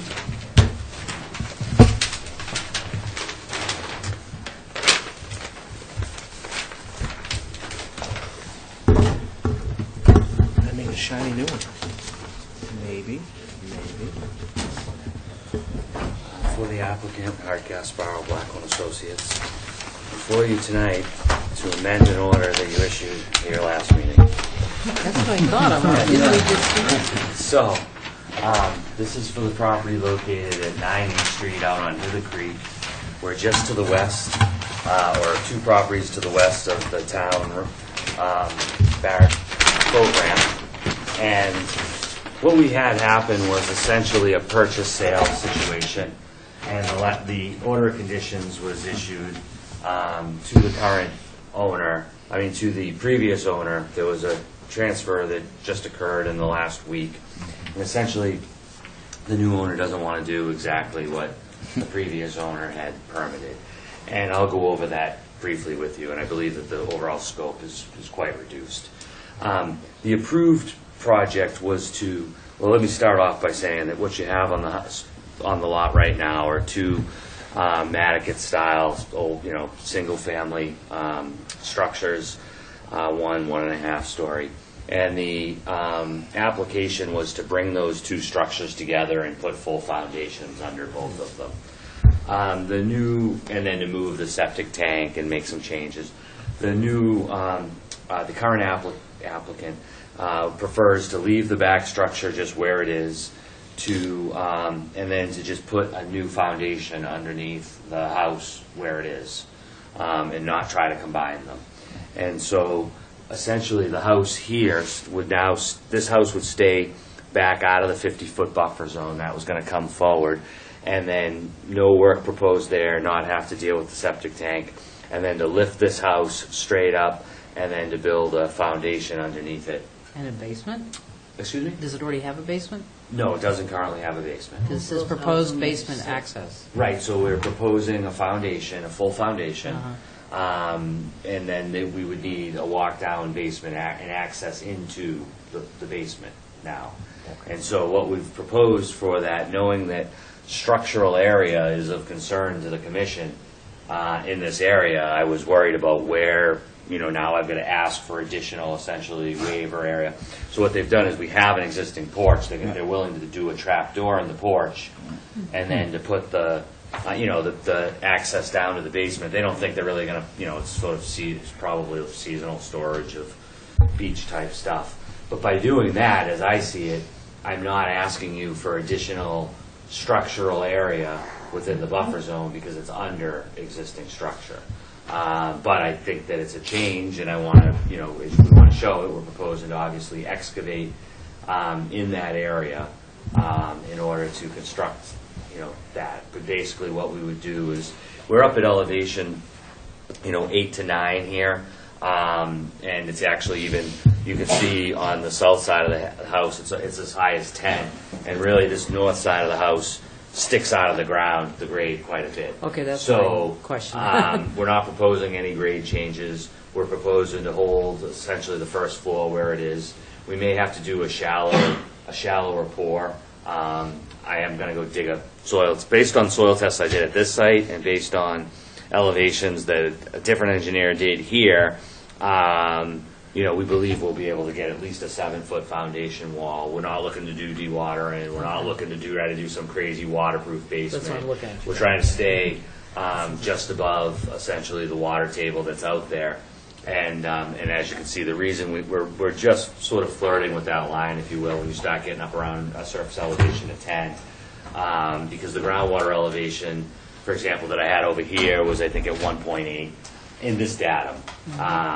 It's probably not going to be all that much different on this site, in which case you then have even 8 feet from grade. If we're only doing a 7-foot pour, we only need, we need about an 8-foot then excavation, so we'd be pretty close to the groundwater. So, And then is the house raised up? the house is raised up somewhat already. We're not proposing to lift it up above where it is right now. Yeah. But if you look, because there's 2 feet of grade, or 1.5 foot across this, there's some perception as you look at the Makes house. a lot more sense than trying to connect the two. Well, I think that, I don't know what some people think would add more, and, Is it in a flood? It's not in zone A? I mean, No, the flood zone is down here. We show it. It's actually the top of the bank right here, so it's elevation 8. okay. So there's your femur. So they're allowed to have. Flood, yep, so we're not facing flood zone construction requirements. And the other piece that they were looking to do is to fill in this corner. This is the only addition is right here. So that's an infill. That is within the 50-foot buffer. But they do, that's right here in this corner, just to fill that in. This one. Yeah. And everything else remains essentially, the same.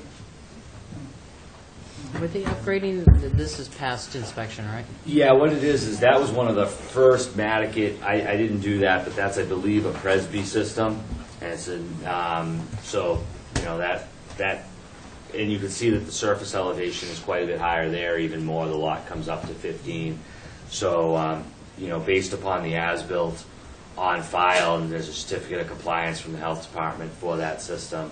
It currently meets, current Title V. I'm assuming there must have been an inspection with the purchase and sales, but I wasn't involved in that. And just transferred, so clearly, with a failed system, it couldn't have transferred to Massachusetts.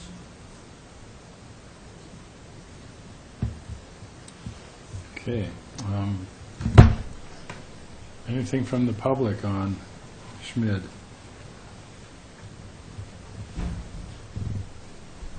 So when you excavate it, you're going to take the soil off site or just use it? No, we'll take it. Oh, yeah, we're going to truck it off site. There's no room. These are posted. This lot's only 50 feet wide.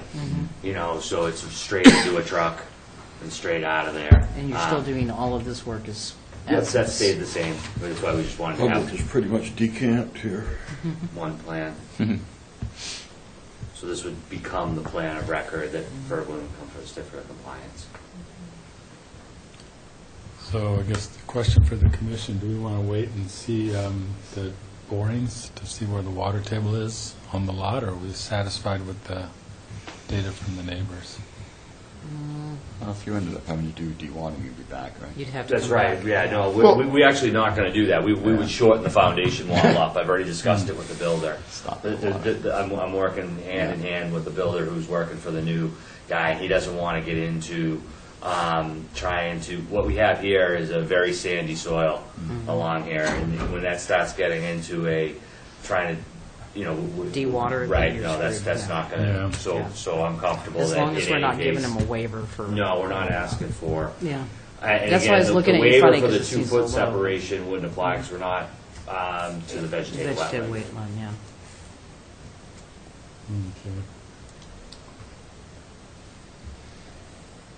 Oh, Jeff, do you have a recommendation on this? Just close the hearing and. Yeah, we can close the hearing. I mean, we can certainly put conditions that it is an amended order. So if there's a condition that people want to add, we can certainly So add it. moved, Mr. Chairman. Second. All in favor? Aye. Any opposed? That motion carries unanimously. Thank you. Thanks, Bert. Art. Okay, Hitter Creek Over up the Boatyard, fence. 20 North Cambridge There you Street. go. I'll take one, Jeff. No problem. Are we going to add some conditions to this later, or? We can. Would we have any if we wanted to?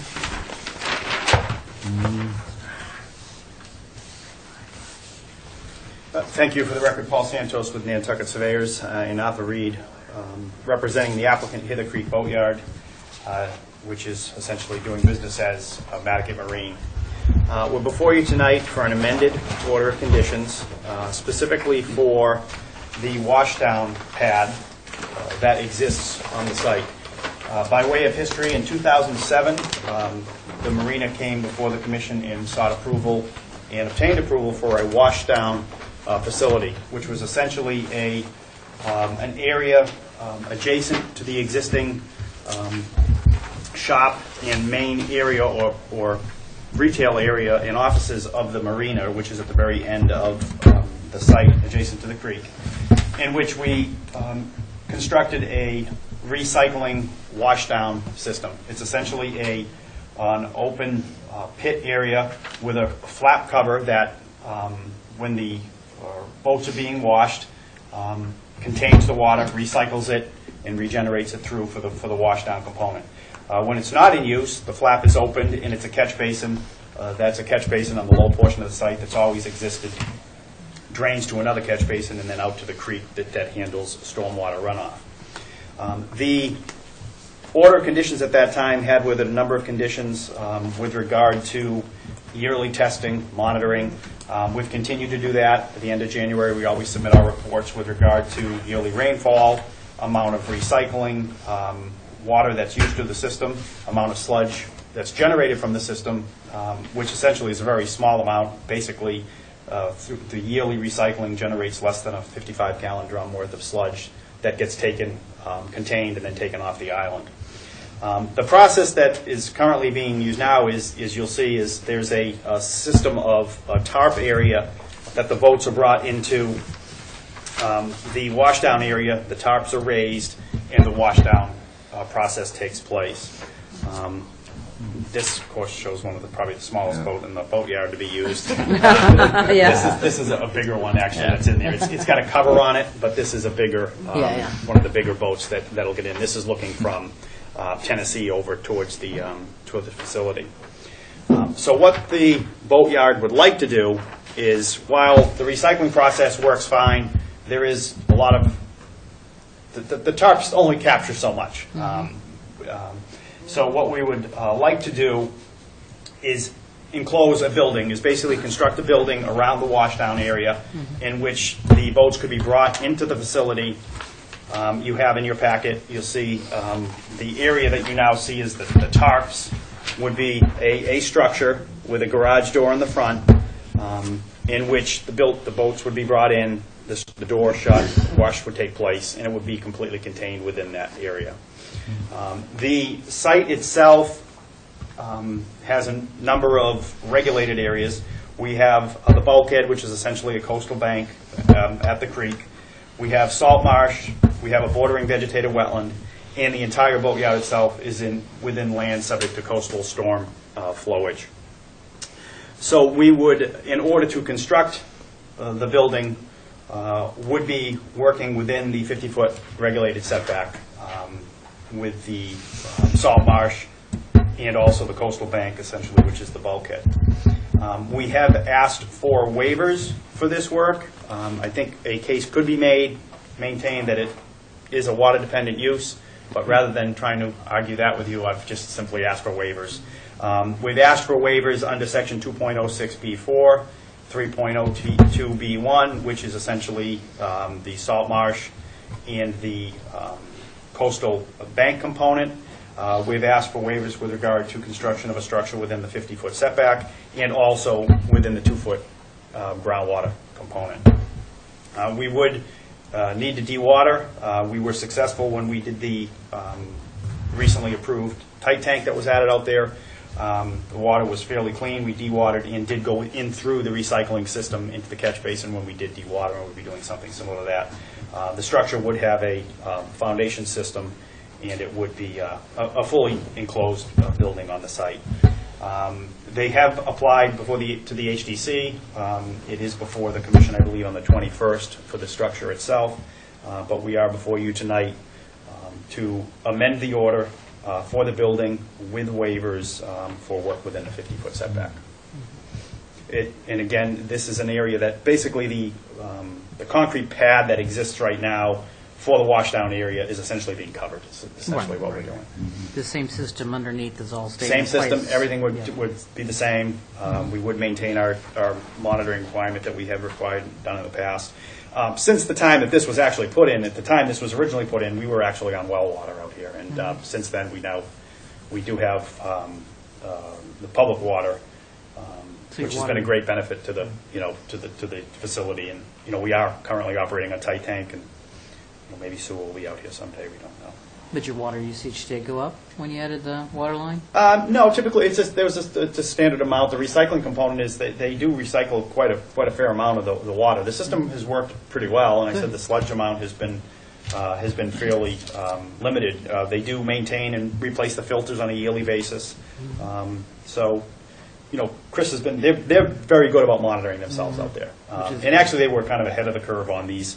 Subsequent to this coming out, about 2 years ago, there was a nationwide letter that went out to a lot of the marinas that weren't in compliance with how they were washing down boats, where they were washing them down without the recycling system. So they were kind of ahead of the curve on that, and it's been a good system for them. So. Yeah, this is probably a benefit to enclose this. Yeah. I think so. It doesn't change any public access or anything like that? No. And, we've asked for the waivers under that. There are no conditions or alternatives that would allow the project to proceed in compliance with the regulations. So. Sounds good to me. Okay. Anything from the public on the Creek Boatyard? Okay. Oops, I have a motion to close. Move to close? Second. All in favor? Aye. Aye. Any opposed? Can we do a motion to close an issue on that? Oh, close and issue? Add in it and issue. Let's vote again. Okay. All in favor of issuing? Aye. Aye. Aye. Any opposed? Okay, that motion carries as well. Sorry, Jeff. I started to say that, but I thought... That's one of those semantic things with This point. measuring those out. Okay, request for determination, the Wanacoma Water Company, All right, Bob, it's your turn. all over the place out there. I didn't even see this in the packet. No, it's, the Oh, plan yeah, didn't now I get it see. very well. Okay. So I do see that. you can just start where you No, want. that's fine. That's not- Bob Gardner, General Manager of Wanacoma Water. You have before you the plans for Hummock Pond Road water main, which is a similar extension. This is similar to projects we've done in Nantucket, and particularly Hummock Pond Road, the first section where we went by Millbrook and out to, from Mill out to Bartlett Farm Road. So the project entails laying a 12-inch water main from Bartlett Farm Road down Hummock Pond Road, and then Osprey, Cottamo, and Mothball. All construction will be within the roadway. There may be an exception where we have to go around a structure, but it's either in the roadway or right at the edge of the roadway. And when you get to Osprey and Mothball and Cottamo, it's all in the travel portion of the road. Which are all sand, all those roads. Pardon me? All those roads are pretty much sand. Yes. Yeah. Oh, yeah. And I liken this to mostly the Nantucket Road, where we had environmental controls in place. We don't allow wattle. We allow filter saw. We allow, should it be needed, because it's clean and it doesn't introduce anything else into the area. We don't anticipate dewatering at all on this project. We're shallow enough with the water main. We don't get into that situation. And that's the project in a nutshell. I'm going to throw in all the work that's proposed in this case. Everything is outside of the 25-foot buffer zones. My next question. All the way down. And, it is. All the yeah, way and down. we looked at all of them. A lot of the wetlands were done as part of the Hummock Pond Road bike path. So they were able to capture those, and that's where some of the plan work comes from. There's one exception. It doesn't go inside, but I'll point it out because Which side of the road are you going to run it down? it's on the northerly side. The one exception where it gets close is the water main is going to make a little detour around the 25-foot buffer zone and then come back. Yeah. And that's right down by Is there a recommended determination here? Yeah, after I reviewed, I would recommend a -3 for work in the buffer zone that's not going to alter. So this is opposite the bike path side. Correct. So there's Mr. that. Chairman? I just have one more question. Discussing There is that wetland on the, on, well, that's across, but there's one on the land bank property where, you know, the parking lot for Gardner Fields. Yeah. Yep, this is where it comes up on the one Yeah, side, it's a really nice little, and the other one is on the other side, further up. okay. So, because we mapped that. for Oh, the yeah, I bike know which path one as you're well. talking about, yeah. Yeah, it's a real nice So little- you're jogging away from that? Yes. And into the Essentially- asphalty, that's in the... Essentially into the road. Okay. Move to issue the -3 as recommended, Mr. Chairman. Have a second? I'll second. All in favor? Aye. Any opposed? That motion carries unanimously. Thank you. Good, thanks, Paul. Tom, win the war from the past. Presentation tonight. Okay, minor mods. 7-Eleven nominee trust on Squam Road.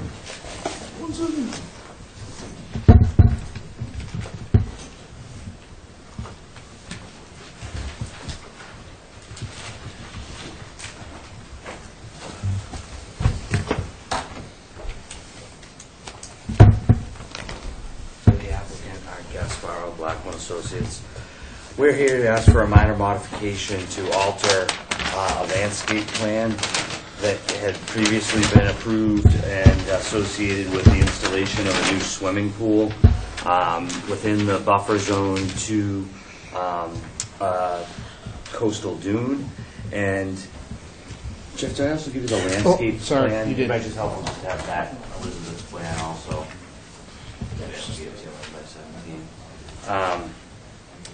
And really, what we had was an approved pool, and I think the spa was incorporated to it, and now they have it outside.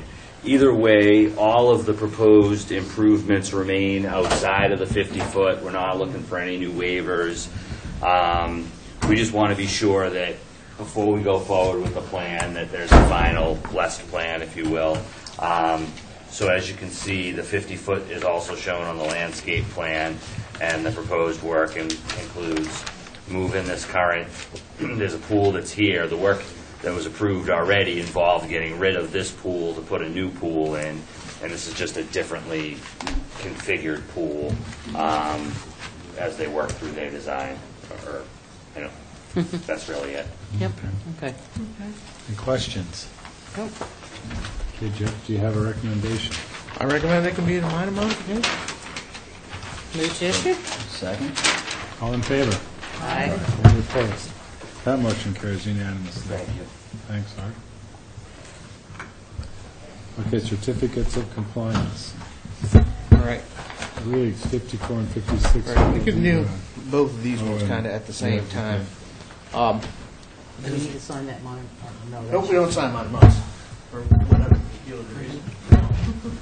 All right, so this is one, this one is kind of a confusing one, but this plan is the best plan for it. So there are two orders that are there. The first order of conditions was for an after-the-fact filing on the installation of some split rail fence that was around the lot, and some cutting, some unpermitted cutting that was done on the other side of the wetland.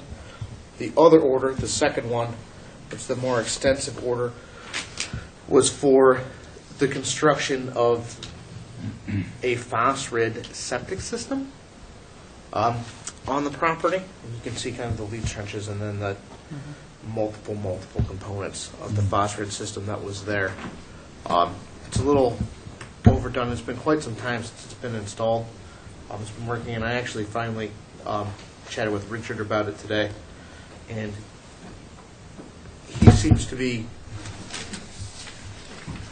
working on catching up on the system. As far as our order and requirements go, and our order, they're in compliance with both orders, and I recommend that it be done with the ongoing condition on this one that the reporting requirements for the septic system stay in place. Yep. But other than that, everything is constructed correctly. Everything has been allowed to revegetate correctly with the unpermitted cutting and fencing. And I recommend we could issue both certificates. So moved, Mr. Chairman. All in favor?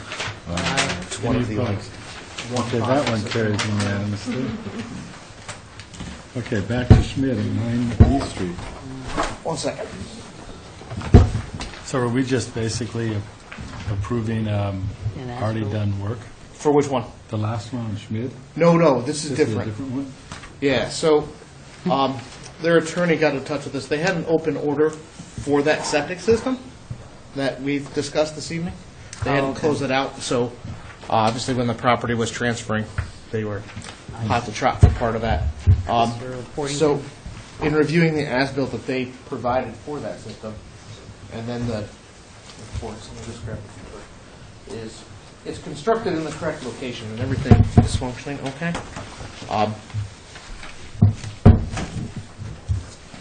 And they've also been providing their proper results to the Board of Health. I just want to get the condition number correct because I didn't write it down on the order because I was not that smart today. This is one that actually didn't, this is why I noted it. This is one that we didn't require testing data from the Board of Health to come in as part of the order. So usually we have that as an ongoing condition, but in this case we do not. Because it looks like a traditional system, or is it a? It doesn't matter. I mean, if you didn't- No, but For doing a it search, is, I don't but think it we isn't. can install. It's not traditional in the sense you can kind of see it here a little bit. It is a Presby system that we've been talking okay, about, okay. so it's a little bit funky. It's not your traditional leaching facility, but it is what it is, and it's built correctly and it's in compliance. Okay, so do I have a motion to issue the certificate of compliance? Sure. Second. All in favor? Aye. Any opposed? That motion carries unanimously. Okay, Laura Thorne, 2011 GT, 6 Malawi Creek Road. We've actually gotten a little bit ahead of ourselves on this one. I was going to talk to you, but I didn't get a chance. What's going on here? This, you may recall, recently there was an order of conditions issued on this. There were 3 lots out on Medowie Creek Road, and on one of them we have to run a septic line down Medowie Creek Road to go into what would be a shared system on the other side of the road. Brian Madden put this in on the basis that we are going to be selling the lot to the land bank, but that hasn't come together yet. We don't have a signed agreement on it yet. I have every expectation that it's going to happen, but I don't want to give up my ability to run the line in case, You never know. You Well, we know, can it's continue. over. It's perfectly okay. Yeah. So, Withdraw? yeah, in any event, what I would like to do is withdraw it, and soon, possibly at the next meeting, if we have the agreement signed, we'll come back with it. But Withdraw without prejudice, I guess. If you want, you can continue it. It's okay. Yeah. Would you like? Let's just continue it, and I'll, Okay.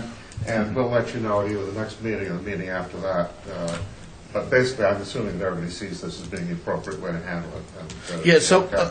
essentially what's going to happen is if this agreement comes into place, the order is for 3 separate lots. It's for 5, 6, and 9. This Yeah. one is on number 6. Is we'd be essentially issuing out a partial certification to invalidate the order Yeah. only on number 6. So the work on 5 and 9 can still take place, but 6 would be clear of the permit. So Exactly. that's what we're, if the agreement comes together, that's what I was going to be recommending, but I can save you guys $25 for withdrawing and filing again. And, you know, we're Just continue. 99.44% sure this is going to go through, but I'm paid to make sure that I slip through the cracks. Yeah, okay, so unless I hear an objection, we'll continue to the next meeting. Thank you very much. Okay, thanks, Arthur. Okay, Nantucket Bank on 100 Pleasant Street. Wow. Certificates of compliance are popular this year. nothing like a projected sale, which I think everybody To knows get about everybody. in this case, to get people focused on certificates of compliance. $25 at a time. Is that right?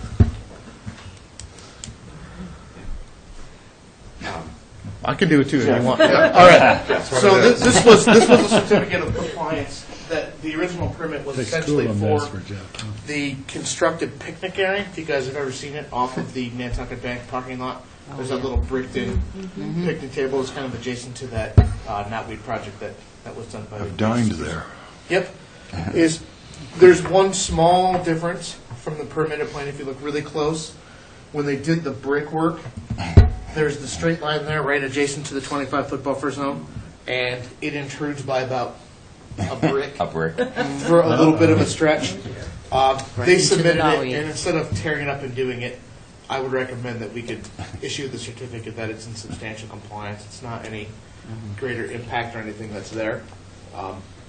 Just the mason made it a little round instead of straight, and it's been there for forever. Yeah. So that'd be my recommendation. So moved, Mr. Chairman. Second. All in favor? Aye. Any opposed? That motion carries unanimously. Thank you very much. Okay, orders of conditions. Oh, we have a lot of these. Oh, I'll hand those out.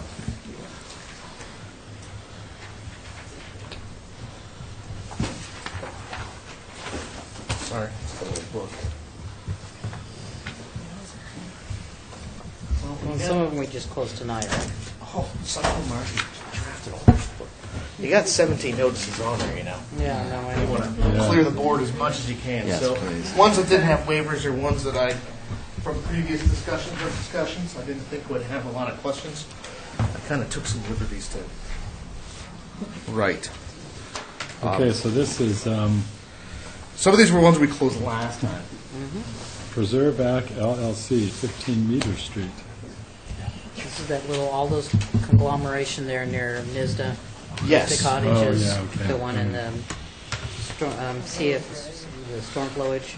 Yep, so this is the one where they're going to demolish 2 structures, relocate 2 structures, build 2 new structures, Yeah. it was- and then convert the asphalt parking to shell, all within the flood zone. There are no waivers, so I just included kind of our normal flood zone stuff. I just had, again, they hadn't proposed any grade changes.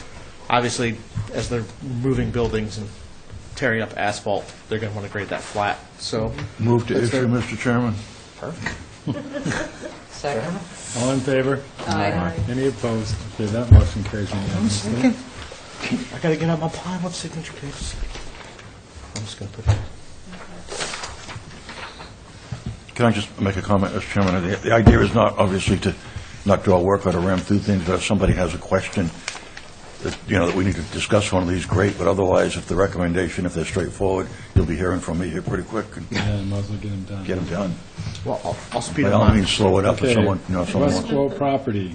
All right, this is the one that we discussed last time. This was for the stuff for the walls. The 2 specific things that were asked to be included were that the irrigation system be installed with one of the soil moisture sensors, and then that all of the irrigation be located outside of the 25-foot buffer zone, and that nothing was directed inside the 25-foot buffer zone.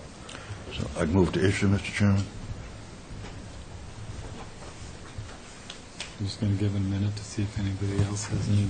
This was pretty straightforward, huh? Do I have a second? Second. All in favor? Aye.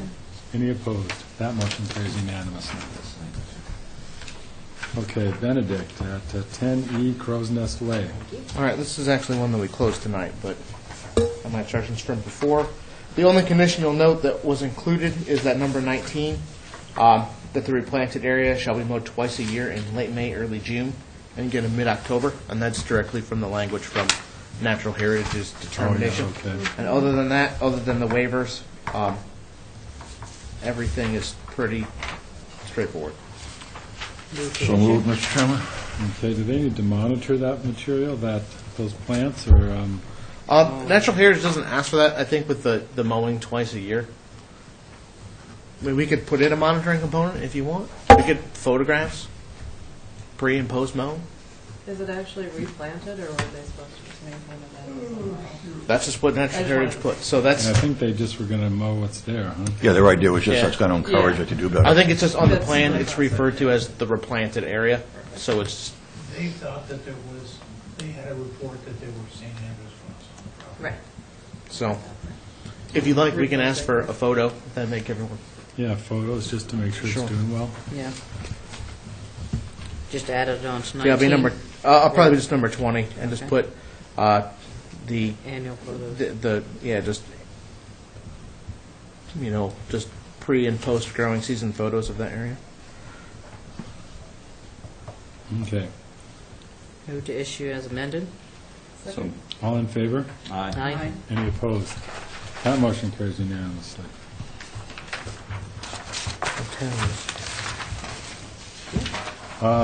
Goldberg at 156 Orange Street. All right, this is another one that we closed last time. This was the one that was for the covered porch over the existing deck on Orange Street with all the retaining walls, and also for the installation of a ramp and some stairs, right, to replace some stairs on the front. We straightened out all the resource area issues there. I couldn't think of any conditions, though, outside of the waiver, so that's what I got. Everything's going in developed areas, so stone is replacing stone and wood is going over wood. So I was kind of stumped. So do I have a motion to issue as drafted? So moved. Second. All in favor? Aye. Any opposed? That motion carries unanimously. Okay, Seesaw LLC at 53 Hulbert Ave. All right, this is the one that was for the replacement of an existing bulkhead and then the licensed groin off of Holbert Ave. Let's have our normal bulkhead replacement stuff, such as the machinery outside, refueling outside of 50 feet. No work below the high tide line shall be done during the low tide cycle as best possible, and then any treatment is to be limited to once a year. Other than that, it's been pretty typical for us.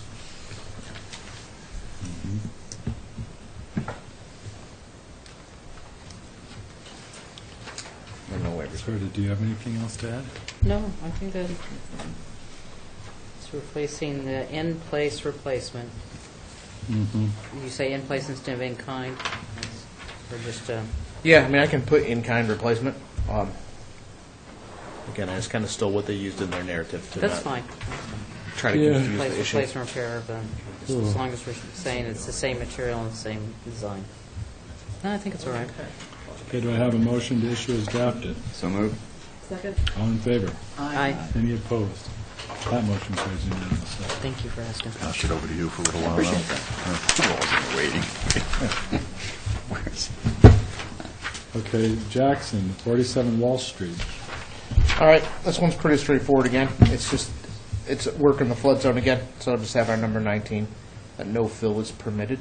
They're not proposing any fill or any grade changes, so our plan of record has elevations on it, so when we get the cert plan back, hopefully, You'll check it. where it says 7.5, when I look on the other plan, it's going to say 7.5, or whatever the number is.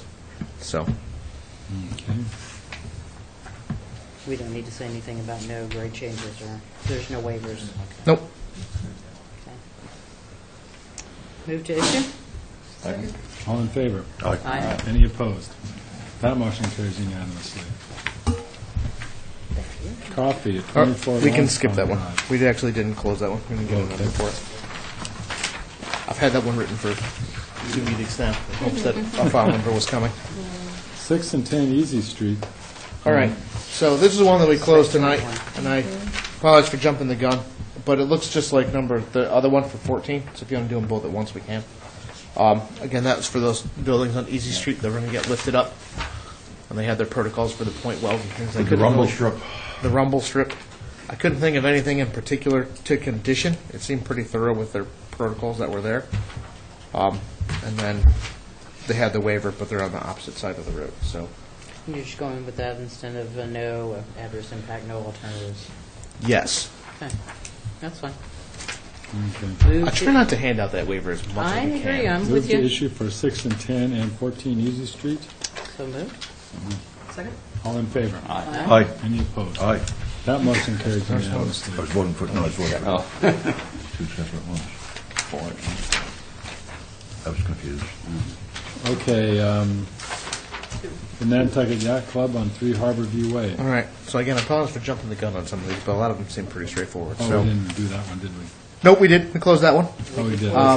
That was the one that was for the redo of the tennis courts and the parking area. Again, I couldn't think of anything to really condition for that thing. Needed to Move to close. move to issue. Second. All in favor? Aye. There's Any a opposed? typo in fencing. Oh, Gates and fencing. well, AMF. And- It's my new word. Yeah. AMF. And we're not Oh, there's granting another- them any fertilizers. We need to say Oh. that. No, because that's in our regulations. Okay. I'm sorry, I can't write my name and talk at the same time. I can barely write my name and breathe all at right. the same time, so. Well, we can skip La Bombard. We'll close that one. Okay, did we just do the yacht club? Yeah, we had Yep. a minor typo. Oh, okay. It's all right.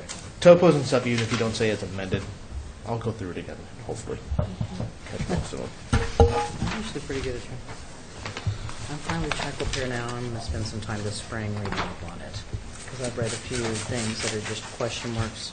I don't have any firm opinions yet, but that's on my Yeah, I've homework. read a little bit about it, that it tends to break down into, There's just some new stuff out, so, I mean, new research. What are we on here? so now we're on 62 West Chester? Nope, we didn't no, close that one. Woodbury, 23 and Oh. 25 We're on Woodbury. Woodbury. We're on page 2 of the agenda. So this is also an invasive species one. This is the one that I didn't include the triclopyr on there, but if you'd like, on number 19, I could simply add, this order permits the use of no greater than a 25% glyphosate water-based solution, rhodiola or equal, and the use of triclopyr, renovate 3 or equal, in the concentration not to exceed the labeled directions. Is it Renovate 3, or I thought it was called, I guess it is Renovate, isn't it? Yeah. Yeah, okay. So I'm fine with that. I'm just saying that some. Other than that, it's everything that's pretty straightforward. So moved, Mr. Chairman. Do I have a second? Second. All in favor? Aye. Any opposed? We're getting pretty practiced at the invasive species. Okay, that motion carries unanimously. Dialing them in. Yeah, baby. Yeah, thanks to Kelly. One more. Yeah. Emily. Then we have a couple that we closed. That's one to Okay, double check. Dolente. All right, this is the other one. That was just for the house 22. shed. Again, this is one that had no fill proposed, so I included the no fill component. But other than that, that one was super straightforward as well. Okay, I'm sorry. Let me. I'm signing away here, remember? Yeah, I'm just.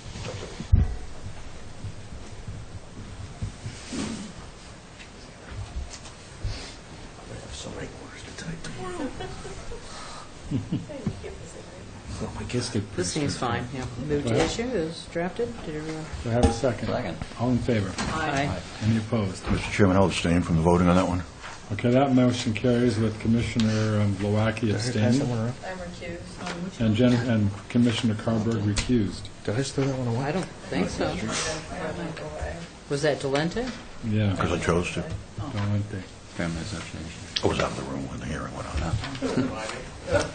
Okay, that's those. That's hilarious. Do you have anything else you want to Leslie, follow up on that discuss, afterwards. I Jeff? gotta- More on that after we. For positive orders. Daryl? Just trying to lighten the load here.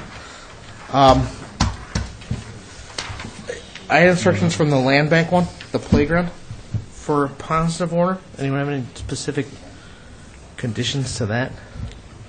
Again, we don't have to issue it next time, even if we have it, because we did close that hearing. Oh, I But- thought that I plan think was it's pretty, fine. pretty good, yeah. I mean, it's strange aesthetically, but that's not our jurisdiction, so. Yeah, they're Well, going to have it's- fun when they go to HDC. Yeah. I know. I don't see anything that hurts the environment if they. I thought I remembered it had actually been approved through the agency already, but we'll wait and see. Well, it's something the island certainly needs. So, Yeah. all right. Even so, the only other ones I had, stuff I'd written down instructions were to draft the order for Five's Crow's Nest. That was the house that Art presented with the deck that wrapped around the house. That combined all the other decks. How did you feel, Andy, about, is it all right that's the one where they're No, bringing it? the deck raised, yeah, being Yeah. raised, I think would be better. Did you want us to condition the granite to become your kitchen counter? Is that I thought you were taking granite. I thought we were going to divide it 3 ways. Yeah, I was there too. You so- can use my truck. That's happening. We'll see what the condition says when it comes Get a in. prize at every site visit. And then the other one, I just want to be sure I had correct. We discussed that one at Hoffman, that 7 and 9 Grant Avenue. I know they're going to do some work on that polypropylene liner underneath. Do we want to start with an order on that? 'Cause it's kind of a I think unique you project, could, yeah. so. Yeah, and that was actually a loose additive. That's the reason I had the problem. It wasn't a liner, it was actually Yeah. injected into the fill. So, And I was like, Ooh, that "Ah." is kind of weird, It's yeah. terrible, yeah. If you So- read through it, it's not good. So- But other than that, that was the only thing that Yeah. was working. And I'll talk to them. Maybe we have 2 weeks. It's complex, I hadn't seen it. It would probably be useful for everyone if we have a chance for our next field viewings to go take a look, or if you have a chance in the meantime Yeah. to go look at 7 and 9 Grant, because I think Ernie and Andy will attest to some degree that seeing it on the plan and then seeing the size of the 2 walls is pretty staggering. Do you see So- some Yeah, and you benefits can for what see- they're doing? Oh, yeah, it's odd. Yeah. Is What it they're on? basically doing is restoring it to, what they did was they put those walls up and filled it all. Yeah, So all the neighbors, it kind of slopes in a much more. Okay, much it's more what they're interesting gonna because do. you get the neighbors' banks even start, like the top of that slope is even from their retaining wall. It's even back in some cases like 10 feet, so. well, that was my other question to ask, is how does it compare to the, Well, it's- for the invasive Well- species, what is this likelihood of success with invasives on either side? Same as any project that we do invasives is, if they have some success, it may start with the neighbors too. But other than that, It's a terrible area for that. I understand. oh, and Goldsmith, we closed, sorry, I forgot that one. We also closed Goldsmith, which was the Sandra fencing in Pocono. The only issue I had was the big piles. If they went with the 3-inch piles, I'd be all. You can certainly condition 3-inch You'd be shocked to know that there's another viewpoint at the table on that. I know. So just, you could say equivalent to The one next I to don't know if us? there were 3 or 4s, I can't remember, I'm sure. Oh, yeah, if it looks like the Probably one. 4-inch. We also saw in another hearing, another matter on Pocomo, we saw all the stuff sort of washed up on the shore where it was inadequately constructed. And so Well, they weren't using 4-inch pilings on the area around in front of the what we hospital. saw was inadequately constructed stuff washed up on the I shore. think that's- And it doesn't seem to me that there was any convincing case made here that there's any different resource impact on 8-inch versus 3-inch. And I think that one of the things that we need to be careful about as a commission and as an agency of government is just... Calm down. So Okay, Now, you guys, I'm let me stressed. talk. I'm not really angry, I'm stressed. And I think we need to be careful as an agency of government that's simply acting as an impediment or getting in people's way when there is no resource impact. I think that this philosophy of whatever they're proposing we have to lessen is not what our job is here. And so I'll continue to comment as we go through these, but there you have it. Okay, thank you. We My- may listen or we may not. Yeah, thank but you. my We all have reasoning- different We'll have different viewpoints, that's fine. Yeah, and my reasoning for not liking the bigger piers/piles, it's more of a structure. The more open space in between the wood allows more sand to accumulate. When that does get, if it does get pulled out by a storm, you're pulling out a much bigger chunk out of the beach. So More open space allows more sand to blow through rather than hit the fence and accumulate. blow Is there- through and accumulate. If you You're- actually measure how quickly these areas get buried, if you have a sand drift fence with equal amount of open space to wood space, those fill up with sand faster. I've done quite a bit of that in my Yep. lifetime and guys, career, and I've let's move seen on. the engineering data on Okay. it. So, well, I mean, if, we should vote, though, and see. Yeah. Well- I tend to agree with Yeah, 'cause I- putting that as a condition, I think. To 3 or 4 inches? Yeah, definitely. Well, to whatever's there, I'll go out. Well, and we can measure. condition it, I mean, we can always change it next Well, let me, week. how about, Yeah.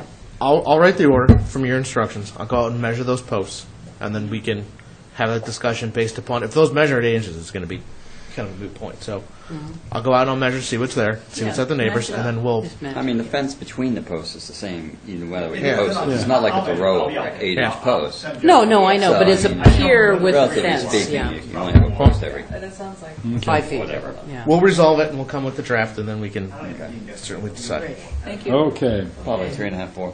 All right, and that's all. other business reports. CPC. CBC's not Oh, here. not here. NPDC, Andy, did you guys meet? No, this right, we have Mosquitoes? No, we don't have mosquitoes. Coastal Management Plan. We just had a meeting Monday. 2 days ago, Monday, and our next one is on the 27th. And the other committees. Are you done? Yeah, the harbor plans, I'll be presenting a summary here soon, but we're done. Okay, commissioners' comments. Yeah, quickly, Mr. Chairman. Quickly. I'll go as Adjourn? quickly as I can, but I'm going to do it calmly as well.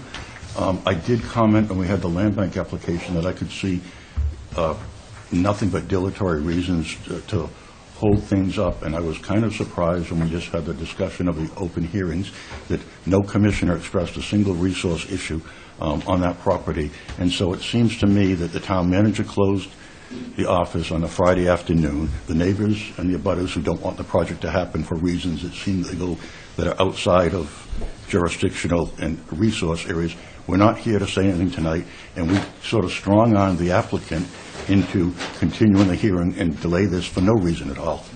Thank you. I think he, good karma and relations. Yeah, the land bank wants to make sure they keep on the good side. It's beyond the control of the public, They're too. headbutting now, so they don't want If the town actually closed, which it did officially close, just like my state university closed, it's beyond the ability of the applicant to go pick up the material and have enough time to review it. If there were any resource issues at all, the applicant would have had somebody here this evening. And the land bank has their choice, and They exercise that. We didn't make the land bank stay open. If they decided to close, we would have voted to close. so we have different views on this. That's okay. Land bank's an applicant. Okay. I had a quick commissioner comment. I just wanted to ask Jeff again about, I know on a broken record, but there's a falling down burlap or core or something right over from Penske, or where I'm looking, Gamble's. Oh, yeah. And then the not permitted weird. No, yes, that is now moved. That is on. I will have a better report for you on the 22nd. That is moved to my top of It's just enforcement my list. continuance that always asks. Yes. Nope. It is. It is moving forward. It's just slow with other things. But next on the 22nd, I will have something prepared for everyone to see in Good. advance of that. Has anybody been down to look at the Hummock Pond Road bike path? I haven't been by there. I go by at least I've driven by every it. every 2 or 3 I've times a driven week. by, but It's haven't kind had a of- look. It looks terrible to me. Not great. It needs repair. It So- looks bad to me, but I don't. I spoke with winter. I spoke with the town engineer about bringing that site back into compliance, and he said he would be working on bringing that back to maintain. So, Because it still looks like they. Spring change it. Well, there's not. they have to maintain the siltation measures through the winter, and Yeah, 'cause that's when they they're know that. roads. And so I was on the phone with Silvio out of the DPW just yesterday, and we were talking about that. That came up, so he knows that needs to get fixed. So I told him I'd check in with him at the end of the week to see what his schedule is to fix that. So. Well, are we expecting? I mean, maybe I should review it. Are we expecting them to remove some of that sand and place finer soils in? Yes. actually restore the wetlands? There's some work. I know Kara has also been talking with the conservation restriction holder on that too, on how they're going to fix that. So, It just looks terrible. I mean, it looks like a big sandy beach down there. yeah, that's what it is right now. Yeah. So, other than that, other enforcements, I spoke and traded messages with the attorney for our enforcement that's open at 25 Wall Street. I finally got past the Stonewall, the owner, and their attorney called me. And amazingly, their attorney is one of our own. It's Mr. Brescher is their attorney. So Oh, funny. he knows he knows very well the rules and regulations, and we've been trading phone calls back and forth. So he and I have a scheduled call to tomorrow to figure out their best course of action. But he's well aware of the enforcement and what it can and cannot do. Obviously, as he sat on the commission for Now, this is a where period they of time. put the mulch over the wall and said the wall was removed. Right, Yes.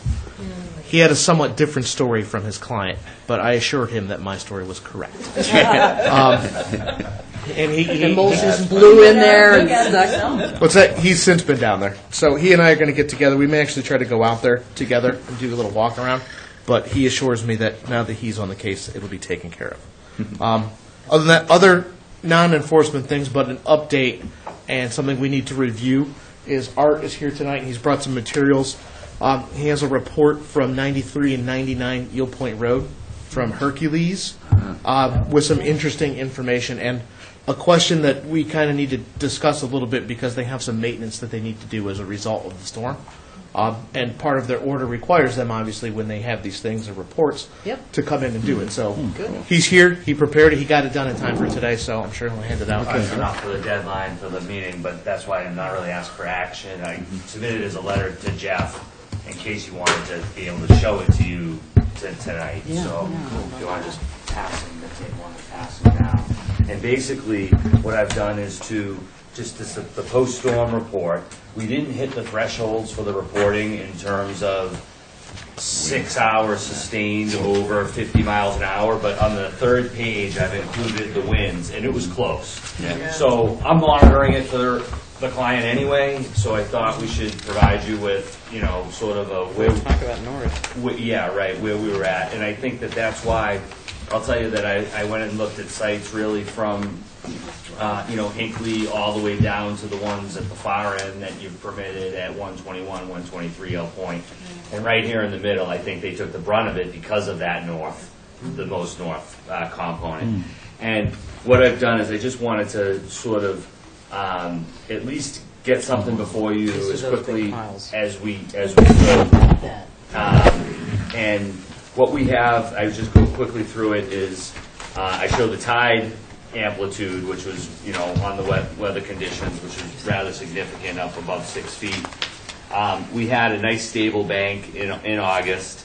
And then through this storm, the picture that I show is essentially the worst of it. At least right underneath it, right under this picture.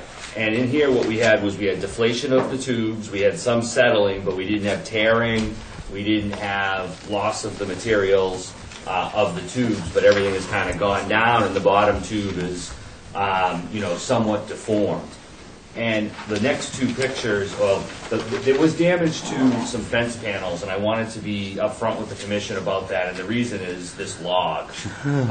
We have not had damage through the storms, and this is a very large log that was just washing in the surf, and that's what caused some of the damage. And again, the materials are branded. We're looking to clean everything up. We want to do that, but I didn't want to send down a cleanup crew before understanding what we can do for maintenance. But that's what we